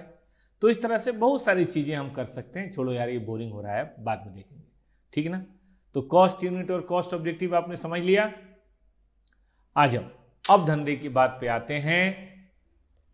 रिवीजन बैच की फीस लेते हैं? नहीं बेटा, कहाँ। फाउंडेशन में 1000-2000 ले भी लेते हैं, इंटर में मैं कभी नहीं लेता। I don't charge any fees for revision in inter batch. आप इसको कहीं लिख के रख लीजिए, एब्सोल्युटली नो प्रॉब्लम। अब तक तो मैंने नहीं लिया भाई। फाउंडेशन के सर लोग 1000-2000 ले भी लेते हैं, लेकिन मैं नहीं लेता। मैंने 25 साल में कभी रिवीजन की फीस नहीं ली। चलवा जाओ, क्योंकि मेरा पर्सनल मानना है कि आपने फीस जो दी है, अगर आप पास नहीं हुए तो कोई ना कोई कमी हमारी तरफ से भी रह गई मेहनत में, और वो कमी की सजा आपको क्यों मिली। हाँ बेटा बिल्कुल, इसको रिकॉर्ड कर लो। फेल होने का प्लान बना रहे हो क्या संचित? चलो आ जाओ। तो हम कॉस्ट को कई तरह से बांट सकते हैं, element wise, function wise, behaviour wise, control wise, या नॉर्मलिटी, एबनॉर्मलिटी वाइज, या डिसीजन मेकिंग। तो ये बातें लिखने की नहीं है, ये बातें बस केवल देखो। लिखने की बात अब आ रही है बेटा, ये देखो। हम कॉस्ट को एलिमेंट वाइज अगर बात करें तो हम कॉस्ट को 4 भागों में बांट सकते हैं। वैसे है तो 2 ही, एक डायरेक्ट है और एक इनडायरेक्ट है तो 2 ही। डायरेक्ट का मतलब है मुख्य, मेन, और इनडायरेक्ट का मतलब है साइड। जैसे आपने देखा होगा, आपको जो लंच या डिनर मिलता है तो उसमें रोटी होती होगी, सब्जी होती होगी। ठीक है बेटा, रोटी और सब्जी, ये पता है क्या है? आपका मुख्य। दाल भी हो सकता होगा, माँ की दाल, मसूर की दाल, जो भी है। लेकिन साइड में भी कुछ होता है क्या? कुछ चटनी वगैरह, कुछ सॉसेज वगैरह, कुछ सलाद वगैरह, ऐसा होता है? कुछ चटनी, कुछ सॉसेज, कुछ सलाद, कुछ अचार, ऐसा होता है बेटा? ठीक ना? बताओ, क्या मेन क्या खाना खाते हो? ये खाते हो कि ये खाते हो? आप खाना क्यों अचार के लिए खाते हो या दाल रोटी के लिए खाते हो? मेन तो ये है बेटा। लेकिन सलाद वगैरह आ गया और बाकी चीजें आ गई। उसी तरह से फैक्ट्री के अंदर, बिजनेस के अंदर खर्चे 2 तरह से होते हैं। एक तो खर्चा होता है मेन, मैं लस्सी पीता हूं बस बेटा, कभी दाल चावल नहीं खाए? ओह, घर में कोई दिक्कत है बेटा? केवल लस्सी पे जी रहा है बेचारा अंकित। मम्मी पापा प्लीज उसको थोड़ा दाल चावल कभी कभी दे दिया करो, अपना ही बच्चा है, अनाथाश्रम से तो लाए नहीं हो। खा लिया करो बेटा, अच्छा लगता है खाने में। चलो ध्यान दो रोटी, सब्जी और दाल। मेरे ख्याल से मेन खाना रोटी, चावल, सब्जी, दाल, ये सब होता है। ठीक बात है कि नहीं? लेकिन कभी कभी बेटा ये सब साइड डिशेज भी होते हैं। तो फैक्ट्री के अंदर मेजर कॉस्ट भी होता है और कुछ साइड कॉस्ट भी होता है। तो मेजर जो होता है उसको बोलते हैं हम direct material, direct labour, direct expenses. Direct expenses का मतलब है कि जो मटेरियल और लेबर के अलावा भी कुछ खर्चे हो और मेन हो, उसको बोलते हैं डायरेक्ट एक्सपेंसेज। वैसे जनरल डायरेक्ट होता नहीं है, मटेरियल लेबर ही होता है। और साइड में जितने खर्चे हैं बेटा वो ओवरहेड है। चलो टॉपर्स की बात करते हैं। टॉपर्स में अगर हम बात करें तो एक तो बेटा ये है, इस तरह के 10, 12, 13 आपको असाइनमेंट मिलेगा। कॉस्टिंग का 2 मिलेगा, अकाउंट का 3-4 मिलेगा, एडवांस अकाउंट का मिलेगा, टैक्स का 2-3 मिलेगा, लॉ का 2-3 मिलेगा। अकाउंट की ना मैं आपको 3 बुक दूंगा, एक फॉर्मूले की बुक, एक कॉन्सेप्ट की बुक और एक अकाउंट की। कॉस्टिंग की भी 3 दूंगा, एक थ्योरी की बुक, एक प्रैक्टिकल की दे रखा है मैंने और एक कॉन्सेप्ट के क्या बोलते हैं फॉर्मूले की बुक। ठीक है, तो इसका मतलब ये हुआ, हाँ अब इसको लिख सकते हैं, इसका मतलब ये हुआ कि ये सब जो 12, 15, 20 किताबें आपको मिलेंगी वो क्या है, अभी एक मिली है तो अभी आगे और मिलेगा ना, सब कैसे मिल जाएगा, अभी धीरे धीरे धीरे धीरे पढ़ते रहो बेटा, मिलते जाएगा, मिलेगा बेटा, सब मिलेगा, बिल्कुल चिंता ना करो, अब रिजल्ट आने दो, सब मिलेगा। आ जाओ, तो मेरा आपसे ये कहना है, अभी तो आपको बस इतना मटेरियल दिया गया है कि 2 महीने या 1.5 महीने आपका बढ़िया से पढ़ाई होता रहे, फिर धीरे धीरे, मान लो एक ही बार ढेर सारा बुक दे दें, आप परेशान हो जाओगे, हे भगवान इतना पढ़ना है, इसलिए थोड़ा थोड़ा प्यार से, आराम आराम से, ठीक है कि नहीं। मोदी जी ने कितना प्यार से बोला कि भाई एक डोज ले लो, फिर बोला एक और डोज लो वैक्सीन, अब बोल रहे हैं बूस्टर लो, ऐसे करके बेटा 8-10 घुपवाएंगे आप देखना, तब जाके कोरोना की बात बनेगी। तो ध्यान दो, तो आप यहां ध्यान दो, तो मटेरियल है, लेबर एक्सपेंसेज है और ओवरहेड है, तो इसमें जो मेन है खर्चा मटेरियल आपको दिख रहा है। अच्छा, मटेरियल के साथ और कोई, मटेरियल के साथ और कोई दिख रहा है आपको? अरे सफेदी की जानकार, मेरे दांत नहीं दिख रहे तुम्हें? ठीक है, यानी कि आपका लेबर, मैं कौन आपका लेबर। अभी थोड़े समय पहले राजीव सर आपके लेबर, अरविंद सर आपके लेबर, रवि सर आपके लेबर, अविनाश सर आपके लेबर, सब लेबर ही तो हैं। भरत भाई आपके लेबर, नीचे जो रिसेप्शन वगैरह पे बैठे होते हैं वो आपके लेबर, ये सब कौन है? लेबर है। तो 2 चीजें समझ गए बेटा, मटेरियल और लेबर समझ गए। डायरेक्ट एक्सपेंसेस को साइड में रखो अभी। चलो जी, तो कहने का मतलब है कि रेंट किसी ने नहीं बोला, हे भगवान, rent, electricity, picnic, advertisement, typing, कोई ना कोई टाइपिंग का स्टाफ होगा, बहुत सारा बेटा डिप्रिसिएशन है, प्रोजेक्टर है, कैमरा है, लाइट है, और ये सारी चीज़ें हैं। सर टॉपर्स की अपनी बिल्डिंग है तो चलो डिप्रिसिएशन लगा लो, रेंट ना से तो बिल्डिंग का डिप्रेशन तो होगा भाई, फर्नीचर का डिप्रिसिएशन वगैरह तो होगा। तो ये सारी चीज़ें बताओ क्या है? ओवरहेड है, अदर एक्सपेंसेज है। तो देखो material, labour and other expenses, एक होता है ना पति, पत्नी और वो समझ रहे हो, वो तो यही है, पति, पत्नी और वो, मटेरियल, लेबर और ओवरहेड। समझ गए आप? मटेरियल, लेबर और ओवरहेड। बिल्डिंग का डिप्रिसिएशन नहीं बेटा, बिल्डिंग का एप्रिसिएशन नहीं होता, जमीन का एप्रिसिएशन होता है। हम लोग अकाउंट AS10 में पढ़ेंगे, बिल्डिंग का हमेशा डिप्रिसिएशन होता है। 20, 30, 40 साल के बाद बिल्डिंग फिर तोड़ के बनाई जाती है। ठीक है ना? तो ये रहा आपका 3 खर्चे। आपने लिख लिया क्या? अब बच्चों ने लिखा है कि एलिमेंट वाइज बांटना हो तो 3 खर्चे, सही पूछो तो आपके सिलेबस के पहले 4 चैप्टर यही हैं। आपके सिलेबस के पहले 4 चैप्टर बेटा हम आपको यही पढ़ाएंगे। इस महीने में इन्हीं 4 चैप्टर्स की पढ़ाई होगी। मटेरियल की पढ़ाई पढ़ाएंगे हम आपको, 5-6 क्लासेज इसमें लगेगी, लेबर की 4-5 क्लासें लगेंगी, बिल्डिंग की 4-5 क्लासें लगेंगी, और ओवरहेड की 4-5 क्लासें लगेंगी। तो ये सब हम पढ़ेंगे इस महीने में, जनवरी महीने में यही बात होगी। याद रहेगा सब बच्चों को, material, labour, direct expenses, overhead, these are the 4 expenses. और एक बात, अगर इन चारों के आपने ढंग से कॉस्टिंग बेटा सीख ली तो फिर कोई दिक्कत नहीं है। जिस तरह होता है ना अकाउंट में, नॉमिनल अकाउंट होता है, पर्सनल अकाउंट होता है, रियल अकाउंट, अगर उसको पहचान के उसके रूल अप्लाई करना आ गया तो हम ये नहीं कहते पूरी अकाउंटिंग हो जाती है, लेकिन अकाउंटिंग में आसानी होती है कि नहीं। उसी तरह से अगर आपने मटेरियल, लेबर और ओवरहेड की कॉस्टिंग करनी सीख ली, समझने लगे, तो आगे कॉस्टिंग करने में आपको बहुत आसानी होगी। तो सभी बच्चों से रिक्वेस्ट है कि मटेरियल, लेबर और ओवरहेड ढंग से पढ़िएगा, ठीक है ना। ये जनवरी महीने में खूब मन से पढ़ना है, ये फंडामेंटल है, ये बेसिक है। ये अगर आपने ठीक से पढ़ लिया तो आगे की पढ़ाई में कभी कभी आपको कोई दिक्कत नहीं होगी। ठीक है दोस्तों, चलें, तो ये सबने नोट कर लिया, डन, आगे बढ़े। आगे आओ बेटा, अगर हम बात करें फंक्शन वाइज, तो फंक्शन वाइज भी खर्चे कई तरह से बांटे जाते हैं। एक होता है बेटा प्रोडक्शन। ये सारे खर्चे प्रोडक्शन के हैं, ठीक है। चीजों को बनाने का खर्चा हम यहां लिख सकते हैं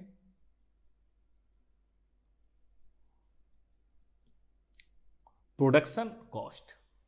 इसके अंदर मटेरियल भी आ गया, डायरेक्ट लेबर भी आ गया, डायरेक्ट एक्सपेंसेज भी आ गया, और फैक्ट्री के खर्चे भी आ गए, ठीक है ना। मटेरियल, लेबर, डायरेक्ट एक्सपेंस और फैक्ट्री के खर्चे, ये तीनों चीजें इसके अंदर आ गई। सर कौन से कॉपी में लिखनी है? कॉन्सेप्ट की कॉपी में। अभी तो कॉपी एक है ना, कल बताएंगे ना, अभी तो कॉपी एक है बेटा। नया सब्जेक्ट है ना, इसलिए मैं सोच रहा हूं थोड़ा सा बेसिक पढ़ा दूं। ठीक कर रहा हूं ना, अभी मैं क्वेश्चन नहीं करा रहा। पहले मैं कॉस्टिंग क्या है, कॉस्ट कितने तरह से होते हैं, पहले ये समझा दूंगा, फिर उसके बाद कॉस्टिंग कराऊं तो अच्छा रहेगा ना। ये अप्रोच सही है ना। अब मान लो पहले दिन में लगातार क्वेश्चन पे क्वेश्चन कराता रहूं तो फिर बात नहीं बनेगी ना। पहले जान पहचान हो जाए, थोड़ा सा बात हो जाए, तब के बात करेंगे, ठीक है ना बेटा। चलो शुरू करें। तो मैं कह रहा था बाई फंक्शन मतलब किस काम आता है। जैसे आप दिल्ली में आते हैं और आपके खर्चे किस काम आते हैं। मेरे ख्याल से आपका एक खर्चा आता होगा बेटा एजुकेशन, लेकिन एक खर्चा रहना, एक खर्चा खाना और साथ साथ पीना, पीना मतलब पेप्सी वगैरह, हॉर्लिक्स वगैरह। एक खर्चा देखो मेंटेनेंस, मेंटेनेंस का मतलब कभी चाय चुई हो गई, कभी डेट सेट पे चले गए, कभी फिल्म उलम देख लिया, कभी कोई किताब कॉपी वगैरह ले लिया। नहीं बियर तो गलत है, बियर नहीं पीना चाहिए बेटा, विस्की पीना चाहिए, विस्की। चलो इधर आओ। तो इस तरह से प्रोडक्शन कॉस्ट। और यहाँ देखो उसके अंदर फैक्ट्री के अंदर क्या खर्चे होते हैं। फैक्ट्री के अंदर डायरेक्ट मटेरियल होता है।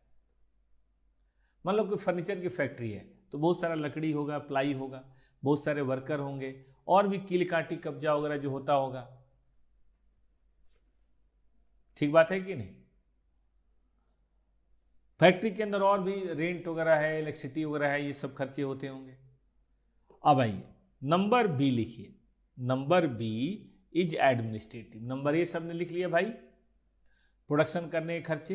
अब तक हम ये मानते थे कि भाई मेन खर्चा तो प्रोडक्शन कॉस्ट ही है, लेकिन क्या आपने कभी ध्यान दिया है रोड पे जो बर्गर मिलता है ठेले पे, ठेला बर्गर जो होता है कितने का आता है बेटा दिल्ली उल्ली के अंदर बताओ? 15-20 रुपए ना। लेकिन जैसे आप मैकडी में जाते हैं वो 120 का क्यों हो जाता है? मैकडी में जाते ही 120 का क्यों हो जाता है, ये 100 का क्यों हो जाता है, ये बताओ भाई। बर्गर तो बर्गर ही है। बर्गर में क्या लगता है मेरे ख्याल से, थोड़ा सा वो होता है, बन होता है, बन के अंदर थोड़ा आलू की टिक्की उक्की होती है, और थोड़ा घास फूस होता है, और थोड़ा चटनी उटनी डाल देते हैं, सॉसेज वगैरह, तो हो गया। जब ठेले वाला 20 रुपए दे रहा है तो फिर मैकडी को भी 20 रुपए देना चाहिए, लेकिन मैकडी 100 रुपए क्यों देता है? क्या एक्स्ट्रा कॉस्ट हो जाती है मैकडी में? गुडविल के चलते इतना ज्यादा पैसा ले लेता है तो अब दे देते हो। प्रेजेंट अच्छा करता है, अच्छा ठेले वाला भी कर देगा, उसमें क्या है। असल में बेटा मैकडी की कॉस्ट ही ज़्यादा आती है।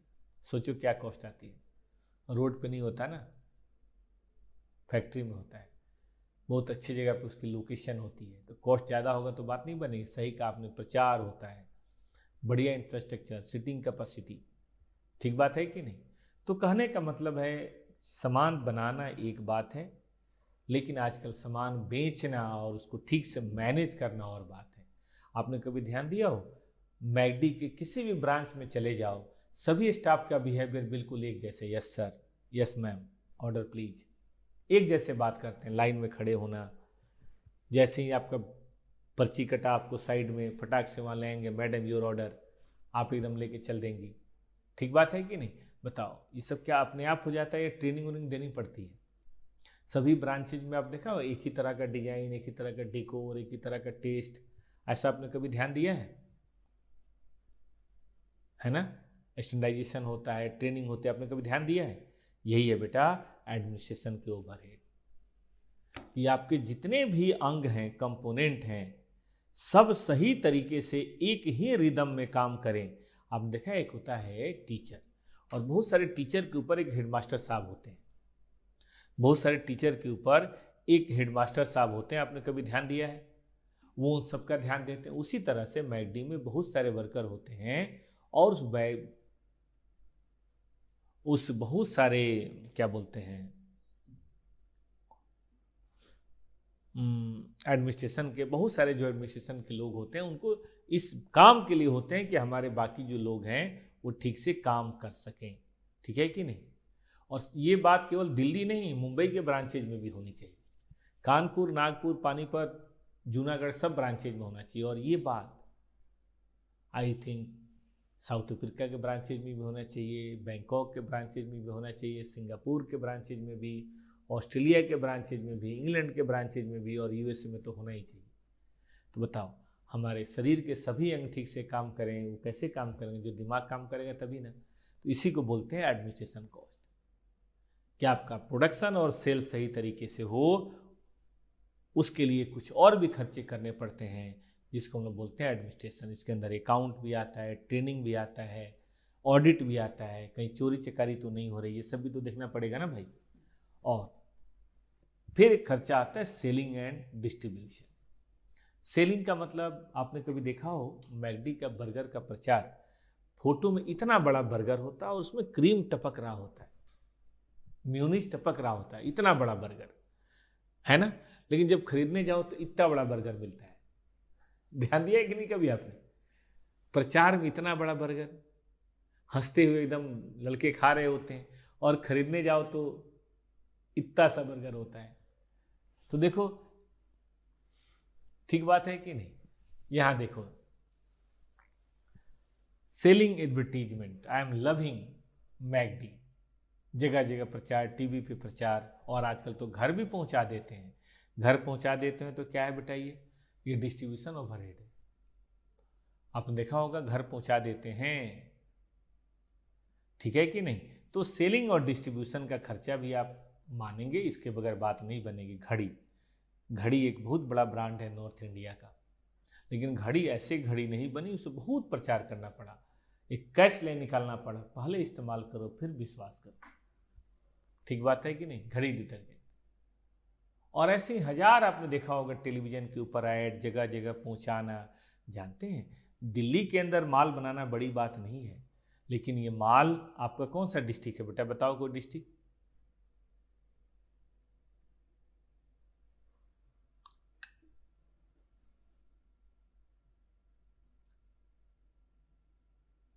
बनारस, ठीक है। अब बनारस या मोतिहारी या देहरादून की बात करें हम बेटा, तो दिल्ली से माल देहरादून पहुंचाना, और मैं जानता हूं देहरादून तो शहर है, शहर के अंदर कस्बा होता है, जनपद होता है, जनपद पे सर्फ एक्सेल पहुंचना चाहिए। वो सेल तो हर जगह हो रहा है, जनपद पे बेटा पार्ले जी पहुंचना चाहिए। तो पहले तो देहरादून पहुंचाना, फिर देहरादून से हर जनपद पे पहुंचाना, फिर उस पे गांव होता है, आपको पता ही होगा, है कि नहीं? हर थाने में बहुत सारे गांव होते हैं। अब कौन सा ऐसा गांव है जहां बिस्किट ना बिकता होगा भाई, बताना मुझे। कौन सा ऐसा गांव है जहां सर्फ एक्सेल नहीं बिकता होगा? कौन सा ऐसा गांव है जहां, कौन सा ऐसा कस्बा है जहां पे ये सब चीजें नहीं होती होंगी? कॉलगेट, दंत कांति। कौन सा ऐसा गांव है जहां पे बोरो प्लस नहीं बिकता होगा, फेयर एंड बबली नहीं बिकता होगा? मुझे बताओ। इसका मतलब ये है राय वाला में नहीं बिकता बेटा, सब जगह आता होगा, सब जगह। ठीक है कि नहीं? तो मुझे ऐसा लगता है बेटा कि हर जगह पे पहुंचना भी एक बहुत बड़ी बात है, और इसके लिए बहुत सारे डिस्ट्रीब्यूशन के नेटवर्क तैयार करने पड़ते हैं, ट्रांसपोर्ट का खर्चा देना होता है, डिपो बनाना होता है, सेल्स एजेंट बनाना होता है, ये सारी चीज़ें यहाँ पे होती हैं। ठीक है ना बेटा? तो ये आपको देखना पड़ेगा, सेलिंग एंड डिस्ट्रीब्यूशन। और समय समय पे नई चीज़ें, जैसे आपने देखा होगा रामदेव जी ने फेयर एंड लवली को अच्छी टक्कर दे दी कि भाई केमिकल लगाते हो तुम, नहीं नहीं नहीं, केमिकल मत लगाओ, बाबा जी का एकदम ओरिजिनल आयुर्वेदिक पेस्ट लगाओ, ठीक है, उपटन लगाओ। अब फेयर एंड लवली ने देखा कि तो बाबा जी तो बहुत अजीब सा काम कर रहे हैं, योगा करते करते क्या बेचने लगे ये। तो फेयर एंड लवली ने कहा कि भाई अब हम भी निकालेंगे आयुर्वेदिक फेयर एंड बबली, ठीक है कि नहीं। और आपने ध्यान दिया होगा, आता है क्या फेयर एंड लवली का आयुर्वेदिक पैक आता है, कोई बताए मुझे तो नहीं पता, आता है अब तो देख लो, गोबर युक्त उपटन, अरे वाह, गौ के गोबर युक्त उपटन, क्या बात है। तो अब फेयर एंड लवली बेटा आने लगा, आयुर्वेदिक फेयर एंड लवली, कोई बड़ी बात नहीं। कॉलगेट का भी आता होगा, आयुर्वेदिक कॉलगेट पेस्ट, दंत कांति को टक्कर देने के लिए। आपने देखा होगा नूडल, आटा नूडल। तो ये सारी चीजें जो हैं वो रिसर्च एंड डेवलपमेंट कंटिन्यूअस करना पड़ता है। आपने कभी ध्यान दिया है मोबाइल वाले हर साल नया मॉडल लॉन्च ना करें तो मार्केट से बाहर। क्या गलती हो गई नोकिया से, एक समय हुआ करता था आप लोग जन्म के समय 2000 के समय नोकिया ही पूरे वर्ल्ड में बिकता था, शायद आपको पता होगा। और आज नोकिया के लोगों ने नो कर दिया, क्यों? क्योंकि उन्होंने समय पे R&D नहीं किया। और जो ये कंपनियां हैं, चाहे एप्पल हो, चाहे सैमसंग हो, और चाहे ये चाइनीज़ कंपनियां हैं, ये हर साल नए नए मॉडल लॉन्च करती हैं और इस तरीके से अपने आप को आगे बढ़ाती रहती हैं। यानी कि R&D भी बड़ा मेजर कॉस्ट है, ठीक है। तो कभी कोई पूछे कि कॉस्ट वाइज कैसे बांटेंगे तो क्या बोलेंगे कि भाई देखो, एक तो बनाने की कॉस्ट होती है ना, दूसरी कॉस्ट होती है एडमिनिस्ट्रेशन की, तीसरी होती है सेलिंग एंड डिस्ट्रीब्यूशन की कॉस्ट, और चौथी होती है R&D की कॉस्ट, है ना, ये चौथी है। याद रहेगा बच्चों को। तो इतने तरह के हम कॉस्ट की बातें कर सकते हैं। फंक्शन वाइज मतलब किस काम के लिए। आई रिपीट, खर्चा वही है, मटेरियल लेबर ओवरहेड, लेकिन मटेरियल किस काम के लिए, लेबर किस काम के लिए, ओवरहेड किस काम के लिए। सुनो, अगर फैक्ट्री के अंदर स्टाफ है तो प्रोडक्शन खर्चा, अगर वो स्टाफ एडमिनिस्ट्रेशन ऑफिस में है तो एडमिनिस्ट्रेटिव कॉस्ट है, अगर स्टाफ सेल में लगा हुआ है तो सेलिंग ओवरहेड है। तीन चीजें हो गई, वो सेलिंग ओवरहेड है। वही वाली बात बेटा हम यहां भी आपसे कहना चाहेंगे, पॉसिबल है। चलें आगे। अब आइए तीसरी बात हम आपसे चालू करते हैं। आपने कॉस्टिंग में पढ़ा होगा कि वेरिएबिलिटी या बिहेवियर के बेसिस पे कॉस्ट को भी तीन तरह से बांट सकते हैं। एक को बोलते हैं फिक्स्ड, एक को बोलते हैं वेरिएबल, और एक को बोलते हैं सेमी वेरिएबल। लिख लीजिए इसको। वेरिएबिलिटी, कितने बच्चों ने इकोनॉमिक्स में ये पढ़ा था, याद है आपको? इकोनॉमिक्स में सर ने निश्चित रूप से कॉस्ट के चैप्टर में आपको ये पढ़ाया होगा, पढ़ा था सब लोगों ने, बड़ी अच्छी बात है। तो वेरिएबल या बिहेवियर की अगर हम बात करें बेटा, तो फिक्स्ड कॉस्ट वो होता है which remain constant over a unit, है ना। यूनिट चाहे जितने भी बना लो कांस्टेंट रहेगा, इसको क्या बोलते हैं, फिक्स्ड कॉस्ट। जैसे भी कोचिंग चल रहा है बेटा, कोचिंग में मैं यहाँ पढ़ा रहा हूँ, अब इतने सारे बच्चे ऑनलाइन पढ़ रहे हैं, इतने सारे बच्चे यूट्यूब पे पढ़ रहे हैं, फिर पेन ड्राइव पे भी लोग खरीदते हैं, गूगल ड्राइव पे भी लोग खरीदते हैं, ठीक है कि नहीं। तो ये फिक्स्ड कॉस्ट और ये यूनिट, ये सारी जो चीज़ें होती हैं, ये सब तो है ही, ठीक बात है। तो ये सारी जो चीज़ें हैं, हम इसको अगर देखें तो ये फिक्स्ड कॉस्ट ही तो है बेटा, ये फिक्स्ड कॉस्ट ही तो है। तो रेंट वगैरह जो होता है ना, जनरली रेंट होता है बेटा फिक्स्ड कॉस्ट।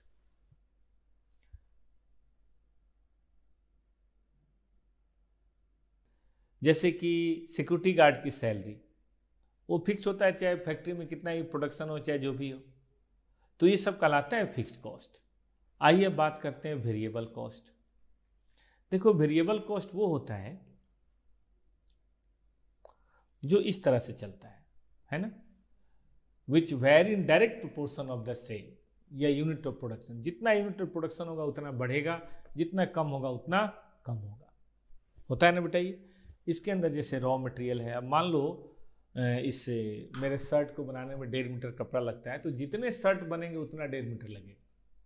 या वर्कर को मान लो 50 रुपये देते हैं सिलाई का, तो जितने शर्ट सिलाए जाएंगे उसका 50 रुपये दिया जाएगा, सही कि गलत। तो ये रॉ मटेरियल हो गया, और क्या बोलते हैं उसको, लेबर हो गया, पावर समझते हैं, मशीनें उतनी चलानी पड़ेंगी तो पावर का खर्चा हो गया, रॉ मटेरियल, लेबर, पावर वगैरह ये सब खर्चा हो गया। ठीक है, आप जितनी क्लासें लेंगे उतना डाटा लगेगा, सही बात है। आगे चलें।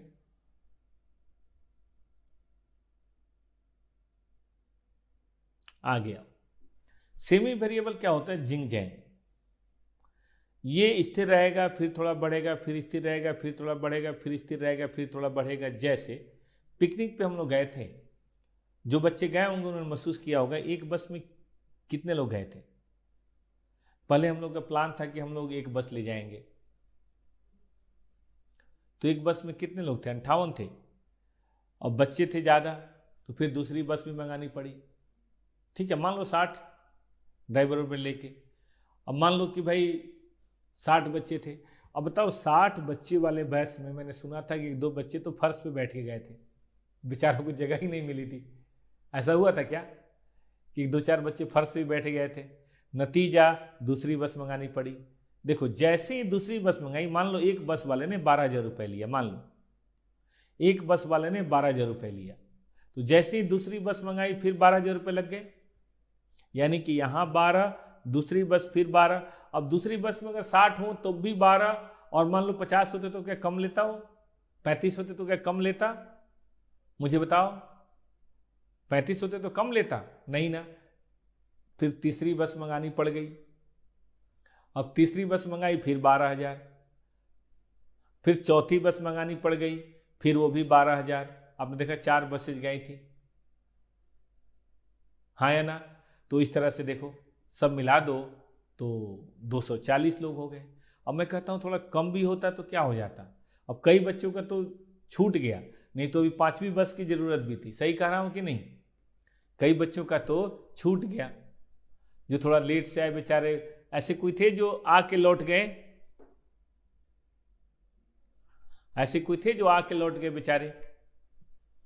बड़े नाराज हो रहे होंगे टीचर पे कि कहाँ भाग गए सब। आखिरी बस मेरे ख्याल से कितने बजे गई थी? 8:30 बजे, 9 बजे गई थी। और कितना इंतजार करते, फिर लेट हो जाता ना।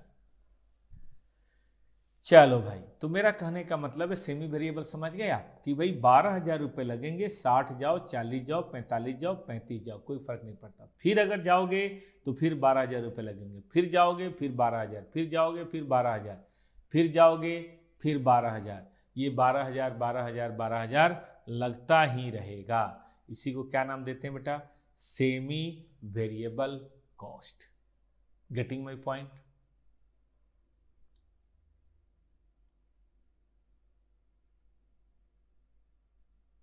ठीक है। सीए इंटर वाले सैड हैं कि वो जा नहीं पाए। अरे सीए इंटर वाले तो मान ही नहीं रहते, बड़ी मुश्किल से उनको क्लास में फंसाया हम लोगों ने, इसीलिए तो मैं लेट से आया। उनको मैंने पढ़ाने में लगा दिया, बेटा कॉस्टिंग पढ़ो, मटेरियल कॉस्टिंग। चलो इधर आओ। तो फिक्स्ड कॉस्ट, वेरिएबल कॉस्ट और सेमी वेरिएबल कॉस्ट, हम और राजीव सर उनको पकड़े हुए थे। आ जाओ, बच्चा बड़ा जोश में। प्रिंस, रिजल्ट के बाद फिर चलते हैं ना, और तो कोई काम नहीं हम लोगों को, बस लेना और बच्चों को लेके घूमते रहना है। आ जाओ इधर आओ। सबने लिख लिया? Next, control. Control Prince, control.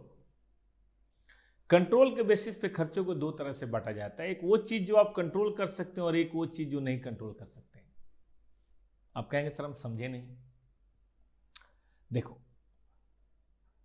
आपकी फैक्ट्री में मटेरियल की क्वांटिटी कितनी लगेगी, ये आपको ध्यान देना है। क्वांटिटी अगर आप ध्यान नहीं देंगे तो थोड़ा ज़्यादा लग जाएगा, ध्यान देंगे तो कम लगेगा। जैसे मान लो चाय है, चाय में दूध कितनी डालनी है, ये कंट्रोल करने की चीज़ है। चाय में दूध कितनी डालनी है, आप हो सकता है केवल दूध की चाय बनाओ। आपको पता है सीए में एक आर्टिकलशिप होती है, डू यू नो? इंटर के बाद 3 साल की आर्टिकलशिप होती है। तो छोटे छोटे जगहों पे ना सीए लोग आर्टिकल से बहुत खराब काम भी करवा लेते हैं। जैसे एक जगह पे ना सीए आर्टिकल से चाय बनवाता था, लंच बनवाता था। गलत है, लेकिन चाय तो बनवा ही लेता था। तो फिर ऐसे सिचुएशन में क्या होता है कि वो जो सीए इंटर का बच्चा होता है, समझदार तो होता ही है, गलत बात है। तो वो जब अपने सीए का चाय बनाता है ना, तो जानते हो क्या करता है? चाय बनाया, दूध में हाथ डाला और ऐसे छींटे मार दिए। हो गया, सीए की चाय तैयार। लेकिन जब अपना चाय बनाता है तो सोचो कैसे बनाता होगा। जो अपने लिए चाय बनाता हो, केवल दूध, पानी क्यों डाले? ठीक है कि नहीं? तो देख लो, तो क्वांटिटी तो कंट्रोलेबल है। लेकिन एक बात बताओ बेटा एक बात बताओ, दूध क्या भाव रेट आएगा? क्या भाव आता है आजकल दूध? 58 रुपए। तो 58 रुपए आएगा कि 62 रुपए आएगा कि 60 रुपए आएगा, ये आपके कंट्रोल में है? देखो, क्वांटिटी आप 50 ml डालोगे या 250 ml डालोगे, ये कंट्रोलेबल है, ये कंट्रोल कर सकते हैं आप, डिसीजन से कंट्रोल कर सकते हैं।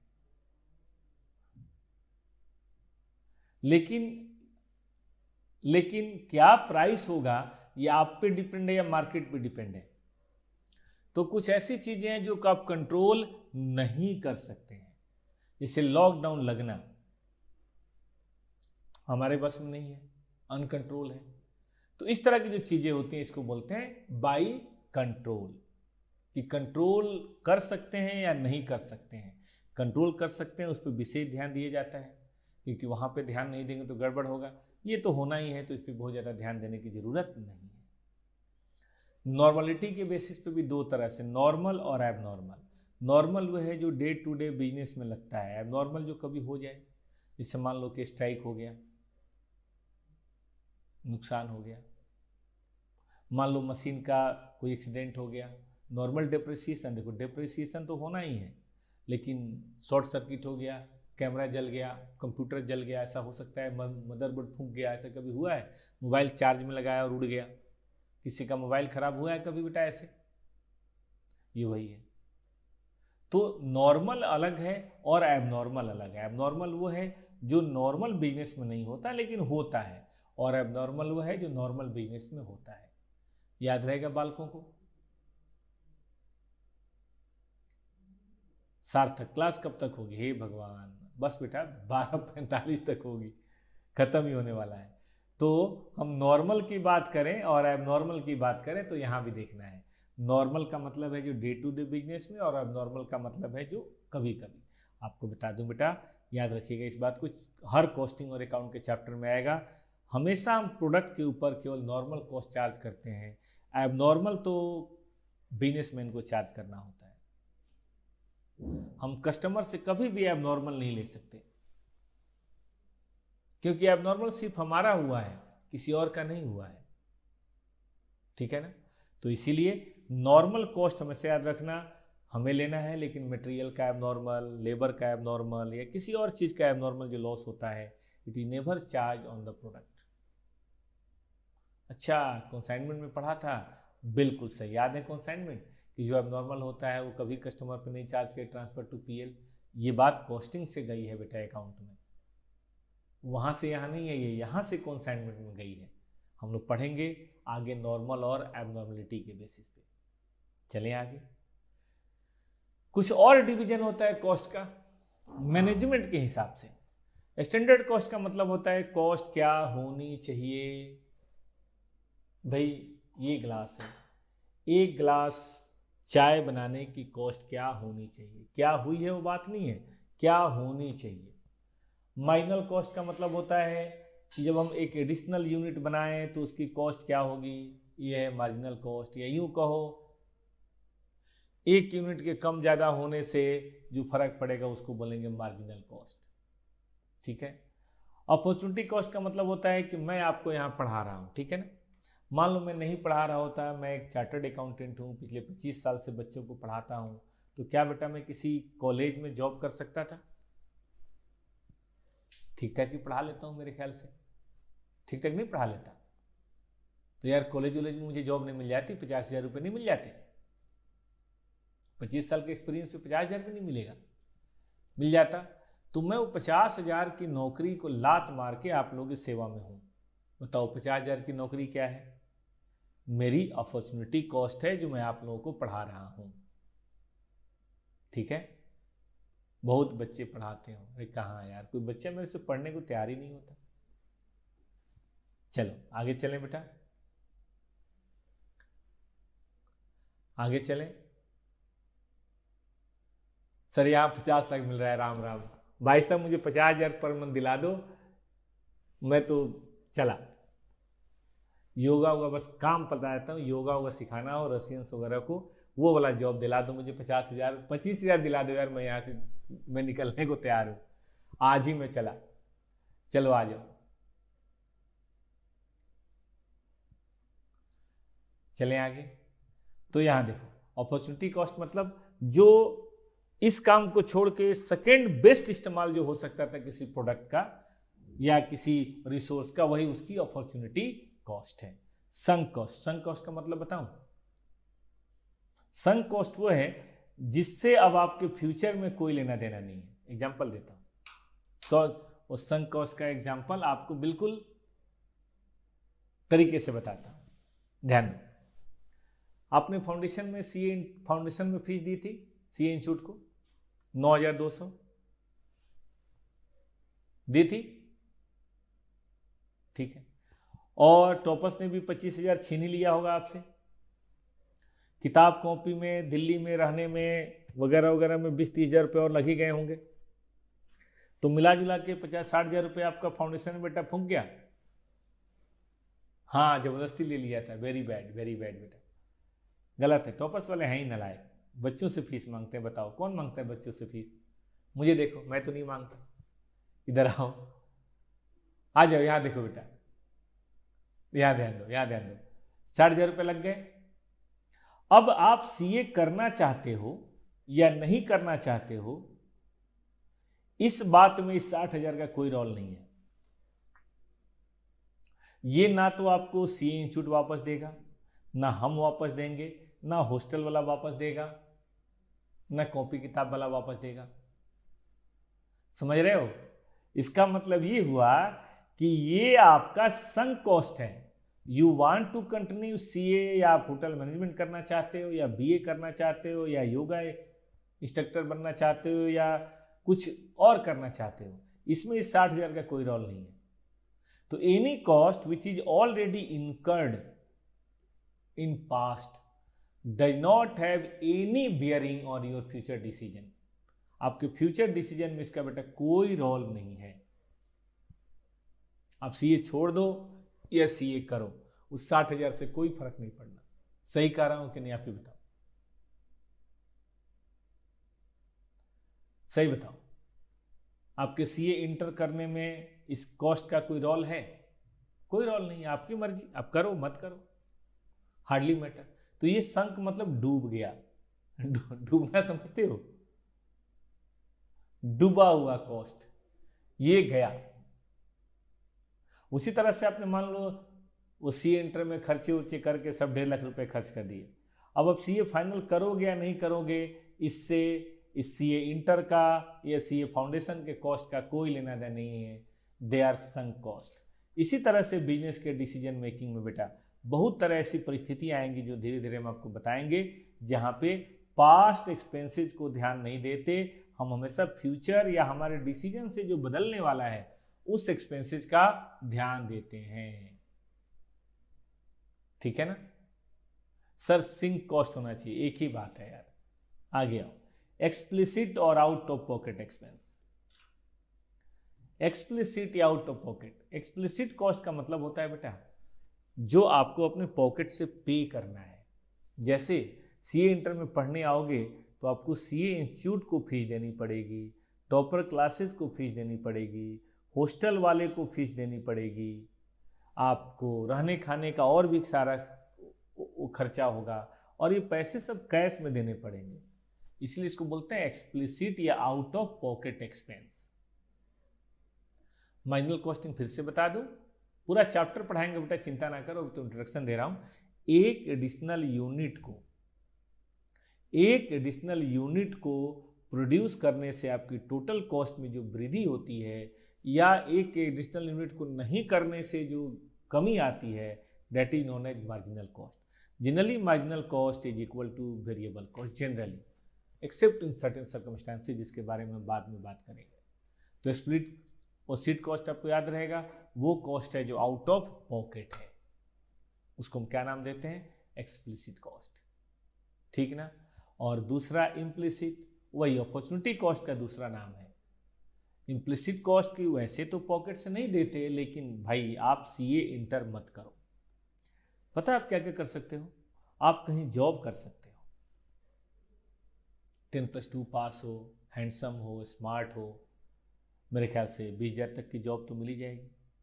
आप अपने पापा को असिस्ट कर सकते हैं, है ना, आप अपने पापा को असिस्ट कर सकते हैं उनके बिजनेस में, उनकी दुकान में, और वहाँ आप सेल्स बढ़ा सकते हैं, प्रॉफिट कमा सकते हैं। आप आई थिंक 11-12 के गर्ल्स को ट्यूशन पढ़ा सकते हो,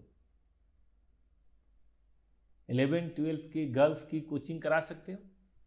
प्रिंस, यस सर। शिवम, हाँ मैं भी, हाँ सर बिल्कुल। भाई साहब मारा मारी हो रही है पढ़ाने के लिए, ग्रेट। मनदीप, इनको लग रहा है कि मैं पीछे न छूट जाऊं। हाँ सर, टाइम ही टाइम है। लो जी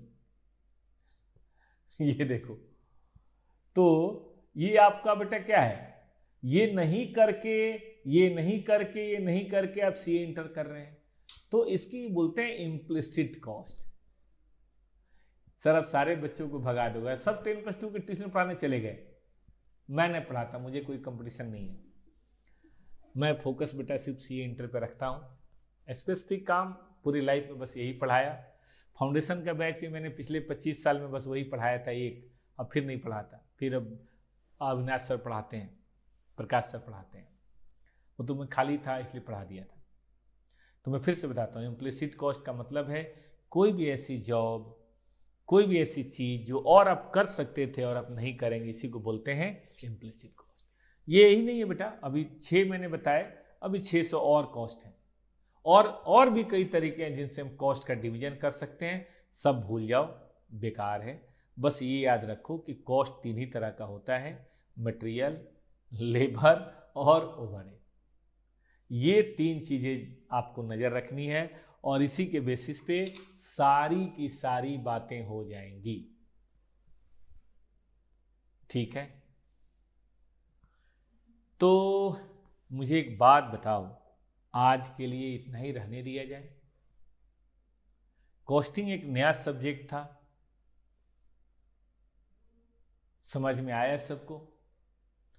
अगर मैं अंडरस्टैंडिंग को रेट करने को बोलूं, 0 बिल्कुल नहीं आपसे सर तालमेल बन पाया, और 10 सर एकदम 100% तालमेल बन गया, 5 यानी कि 50% बना, तो कहां रेटिंग करोगे? 1 से 10 के बीच में, 1 से 10 के बीच में हमारा तालमेल कैसा रहा दोस्त? अरे वाह, राबर जय, धन्यवाद, ठीक रहा। तो कल हम लोग शुरू करेंगे कॉस्टिंग एलिमेंट वाइज। अब कल की तैयारी अभी से हो जाए। कल जब आप आएंगे तो बेटा कॉन्सेप्ट की एक कॉपी अपने पास रखेंगे 100 पन्ने की, जो आज आप खरीद लेंगे। आज जरूरत नहीं थी इसलिए मैंने नहीं बताया, ठीक है दोस्त? तो आप एक कॉन्सेप्ट की कॉपी खरीदेंगे जिसमें आप क्या लिखेंगे? सभी रूल्स, क्योंकि कॉस्टिंग मैंने बताया ना, मेथड्स का नाम है, प्रोसेस का नाम है, और आपको पता ही है, आपने अकाउंट पढ़ा है, कोई भी मेथड या प्रोसेस का मतलब होता है डिफाइंड रूल्स होगा।